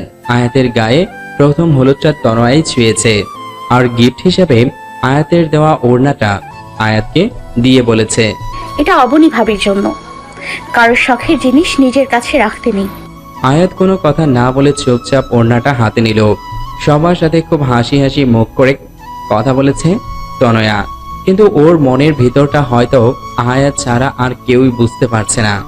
গায়ে হলুদের পর্ব শেষে আয়াত তনয়াকে বলল, তোমার সাথে আমার কিছু কথা আছে, আমার সাথে এসো। তনয়া আয়াতের সাথে সাথে বলল, হ্যাঁ বলুন স্যার। তনয়া, তুমি কি করে এতটা স্বাভাবিক আছো বলো? কেন স্যার, অস্বাভাবিক হওয়ার মতো কিছু হয়েছে কি? আয়াত এবার নিজের রাগ কন্ট্রোল করতে পারল না। ঠাস করে তনয়ার গালে কষিয়ে একটা চড় মেরে দিয়ে বলল, এই মেয়ে, তুমি কি কিছু বোঝো না নাকি? নাকি তোমার বোধগম্য শক্তি সব শেষ হয়ে গেছে? তনয়া নিজের গালে হাত দিয়ে, আবার মারলেন? এবার কোন অধিকারে মারলেন? আর হ্যাঁ, you are too late sir. আর কথাটা বলার আগেই আয়াত তনয়াকে দেয়ালের সাথে চেপে ধরে বলল, অধিকার কি? অধিকার, তাই না? তোমার উপর যদি আমার অধিকার না থাকে তাহলে কারো নাই। এত রাগ দেখানোর কোনো প্রয়োজন নেই। কিসের জোরে আপনি আমার উপর অধিকার খাটাচ্ছেন? এই বলে তনয়া চলে যেতে চাইলে আয়াত তনয়াকে আরো শক্ত করে দেওয়ালের সাথে চেপে ধরে। আয়াত তনয়ার একদম কাছে চলে যায়, এতটা যে একে অপরের নিঃশ্বাসের অনুভূতি পাচ্ছিল। আয়াত তনয়ার কাছে গিয়ে বলল, আমার ভালোবাসার জোরে আমি তোমার উপর অধিকার খাটাচ্ছি। তনয়া ধাক্কা দিয়ে আয়াতকে দূরে সরিয়ে দিয়ে বলে, একদিন পর যে অন্য একজনকে নিজের স্ত্রী হিসেবে স্বীকার করবে, তার মুখে ভালোবাসা, অধিকার নামক কথা শোভনীয় লাগে না। আয়াত তনয়ার হাতটা শক্ত করে ধরে বলে, চলো, আজ এখন সবার সামনে আমি তোমাকে বিয়ে করব। দেখি কে কি করে। আমি কারো পরোয়া করি না। প্লিজ স্যার, রাগের মাথায় কোনো কাজ করবেন না। রাগ মানুষের গোছানো কাজকেও নষ্ট করে দেয়। প্লিজ বোঝার চেষ্টা করুন স্যার। Just shut up. আয়াত তনয়াকে ওর বাবার কাছে নিয়ে যাবে, এর মধ্যে লিমা এসে বলল, আয়ান ভাইয়া এসেছে তার বউ নিয়ে। কি? আর বাবা? আয়াত তনয়া লিমা তাড়াতাড়ি আয়াতের বাবার কাছে যায়। গিয়ে দেখে আয়াতের বাবা আয়ান ভাইয়ার সাথে কথা বলছেন। আজ আয়াতের জন্য তোমাকে মাফ করে দিলাম। দেখো, আজ আয়াত আমাকে কত খুশি করে দিচ্ছে। দেখো, আয়াত আমাকে দেয়ার কথা রেখেছে, তাই এই খুশির কারণে আমি তোমাকেও মাফ করে দিলাম। আয়াতের বাবার এই খুশি দেখে আয়াত আর কিছু বলতে পারল না। তনয়া আয়াতকে সাইডে এনে বলে, দেখুন স্যার, আজ আপনার বাবা কত খুশি। আপনি কি চান তারই খুশিটা নষ্ট হয়ে যাক? দেখুন স্যার, আমার আপনার উপর কোনো রাগ বা ক্ষোভ নেই। যাক, কেন জানেন? কারণ আপনি নিজের খুশির কথা না ভেবে আপনার বাবার খুশির কথা ভেবেছেন। আর এই জন্যই আমি আপনাকে না পাওয়ার জন্য মনে কোনো রাগ রাখিনি। হ্যাঁ, আপনাকে না পাওয়ার দুঃখ, কষ্ট, আফসোস তো আছে, আর সারা জীবন থাকবে। কিন্তু আমি এটা ভেবে নিজেকে সামলে নিব যে আপনার বাবা মার আপনি সুখে আছেন। স্যার, বাবা মায়ের মতো কেউ হয় না। স্যার, আপনি তাদের কথা মেনে নিন। বাবা মাকে কষ্ট দিয়ে কেউ জীবনে কখনো সুখী হতে পারে না। আর বাবা মাকে সুখী করার জন্য যদি নিজে কষ্ট পায়, তাহলে আল্লাহ সে কষ্টের প্রতিদান একদিন না একদিন ঠিকই দেবে। চলো স্যার, ভালো থাকবেন। আমি আজকেও আসতাম না, কিন্তু আজ শেষবারের মতো আপনাকে একবার দেখার লোভ সামলাতে পারলাম না। ভালো থাকবেন। এটা বলে তনয়া ওখান থেকে চলে গেল। আর আয়াত হা হয়ে ওর যাওয়ার পানে তাকিয়ে আছে। তনয়া একবারের জন্য পিছু ফিরে তাকায়নি, হয়তো নিজের চোখের জলটা আয়াতকে দেখাতে চায়নি। তাই আজ আয়াতের বিয়ে, কিছুক্ষণের মধ্যে বিয়ে হয়ে গেল। আয়াতের ঘোরের মতো লাগছে, একটা ঘোরের মধ্যে বিয়েটা হয়ে গেল। আয়াত মুখ থেকে যখন কবুল বলেছিল, তখন ওর কলিজাটা যেন ছিঁড়ে যাচ্ছিল। বিয়ে হবার কিছুক্ষণ পর আয়াত তনয়ার কাছে ফোন করলো। ফোনটা নেহা ধরলো। হ্যাঁ স্যার, বলেন। নেহার গলা শুনে আয়াতের বুকে অজানা ভয়ে ধক করে উঠল। তনয়া কোথায়? বেঁচে আছে, ভয় নাই আপনার, আমার পাশেই আছে। কিন্তু আমি আপনাকে ওর সাথে কথা বলতে দিব না। আপনি আপনার নতুন বউয়ের কাছে যান। এই বলে নেহা ফোনটা কেটে দিল। আয়াতও আর কথা বাড়ালো না। রাত অনেক হলো, কিন্তু আয়াত নিজের রুমের দিকে যাওয়ার নামও করছে না। ওর ভাবি ওকে জোর করে রুমের ভিতরে ঢুকিয়ে দিল। আয়াত রুমে ঢুকে কিছুক্ষণ নীরব থাকলো, তারপর ধীরে ধীরে বিছানার কাছে গিয়ে বলল, সরি অবনী, আমি আসলে তোমাকে বিয়ে করতে চাইনি। আমি অন্য একজনকে ভালোবাসি। তোমাকে স্ত্রী হিসেবে মেনে নেওয়া আমার পক্ষে সম্ভব না। পারলে আমাকে মাফ করে দিও। এই বলে আয়াত যাওয়া ধরলেই মেয়েটা আয়াতের হাতটা টান দিয়ে ধরে বিছানায় ফেলে দিয়ে আয়াতের পাঞ্জাবির কলার ধরে বলল, ওই, আমাকে কি রবি সিমের মতো ফ্রি পাইছেন যে যখন খুশি চড় মারবেন, যখন খুশি ভালোবেসে জড়িয়ে ধরবেন, যখন খুশি বলবেন বিয়ে করবেন না, আবার বিয়ে করে বলবেন স্ত্রী হিসেবে মেনে নেবেন না? কি সমস্যা কি আপনার? আয়াত কথাগুলো শুনে অবাক হয়ে মেয়েটির দিকে তাকিয়ে তার থেকে 100 গুণ বেশি শক খেল, কারণ মেয়েটি আর কেউই নয়, তনয়া। আয়াত যেন কিছুক্ষণের জন্য নিজের চোখকে বিশ্বাস করতে পারছে না। মনে হচ্ছে স্বপ্ন আর বাস্তব দুনিয়ার মাঝে একটা আলাদা দুনিয়া তৈরি হয়ে গেছে, আর আয়াত সে দুনিয়ায় হারিয়ে গেছে। তনয়া জোরে আয়াতের হাতে একটা চিমটি কাটল। আয়াত নিজের চেতনা ফিরে পেল, হকচকিয়ে বলল, তনয়া তুমি? কি স্যার, সারপ্রাইজটা কেমন লাগলো? আয়াত যেন এখনো নিজের ঘোর কাটিয়ে উঠতে পারছে না, তারপরেও বলল, অবনী কোথায়? ইস, অবনীর খুব চিন্তা হচ্ছে না? আমি অবনীকে মেরে ফেলেছি। বলে জোরে হাসছে তনয়া। আয়াত যেন কিছুই বুঝতে পারছে না। এর মধ্যে কে যেন দরজায় টোকা দিল। আয়াত দরজাটা খুলে দেখে অবনী দাঁড়িয়ে হাসছে। হাই দুলা ভাই, হোয়াটসঅ্যাপ? এখনো বাসা শুরু করেননি কেন? আমার জন্য ওয়েট করছিলেন বুঝি? আয়াত আবার একটা ধাক্কা খেল। ত্রিধকে তনয়া আর অবনী মিলে হাসতেছে। এর মধ্যে বাড়ির সব লোক, যেমন আয়াতের বাবা, মা, ভাইয়া, ভাবি, লিমা আর নেহা সেখানে উপস্থিত হলো এবং সবাই হাসছে। আয়াত যেন বোকা হয়ে গেছে। কোনটা সত্যি কোনটা মিথ্যা তা যেন একটা ভ্রমের মতো লাগছে ওর কাছে। বাবা, এসব কি হচ্ছে? আমি জানতাম না যে আমার ছেলে তার বাবা মায়ের জন্য নিজের ভালোবাসার মানুষকেও ছাড়তে পারে। মানে? তোমার বিয়ে কখনোই অবনীর সাথে ঠিক হয়নি। তোমার বিয়ে অনেক আগে থেকেই তনয়ের সাথে ঠিক হয়ে আছে। আয়াত চোখ বড় বড় করে বলে, কি? তাহলে অবনী? অবনী তনয়ের কাজিন। তনয়া যখন আমাদের বাসায় পড়তে আসতো তখন থেকে আমি বুঝেছিলাম যে তুমি তনয়াকে ভালোবাসো, কিন্তু আমি দেখতে চেয়েছিলাম তুমি তোমার বাবাকে কতটা ভালোবাসো। তাই তোমার বিয়ে তনয়ের সাথে ঠিক করেছিলাম, কিন্তু ছবি দেখালাম অবনীর, মানে তনয়ের কাজিনের। কিন্তু আমি শেষ পর্যন্ত দেখতে চাইছিলাম যে তুমি তনয়ের ভালোবাসায় মোহিত হয়ে নিজের বাবা মাকে ছেড়ে যাও কিনা, কিন্তু তুমি তা করোনি। তুমি তোমার বাবা মায়ের চাওয়াটাকে প্রাধান্য দিয়েছো। তোমাকে নিয়ে আজ আমার সত্যিই গর্ব হচ্ছে। তার মানে তনয়া সব জানতো? না, তনয়া জানে মাত্র 3 মাস ধরে, কারণ তনয়ার জন্মদিনে তনয়াকে আমি উপহার স্বরূপ তার অঙ্ক টিচারকে গিফট করেছি, কারণ তনয়াই আমাকে ভালোবাসার আসল মানে শিখিয়েছে। তোমার ভাইয়া আর ভাবিকেও সে ফিরিয়ে এনেছে। সরি স্যার, আমার জন্মদিনের দিন যখন বাবা সব খুলে বলল তখন আমি খুশিতে ঠিক কি করব ভেবে পাচ্ছিলাম না। আপনার সামনে দুঃখিত হবার অ্যাক্টিং করতে আমার ভীষণ খারাপ লেগেছে, কিন্তু আমি আপনার বাবাকে ওয়াদা করেছিলাম আপনাকে কিচ্ছু বলবো না, তাই। তারপর লিমা আর নেহা একসাথে বলে উঠল, আমরাও সরি, আসলে কিছুদিন আগে থেকে আমরাও সবটা জানি। আয়াত রাগে দুঃখে কোনো কথা বলতে পারছে না। রাগের চোটে ওখান থেকে সোজা ছাদে চলে গেল।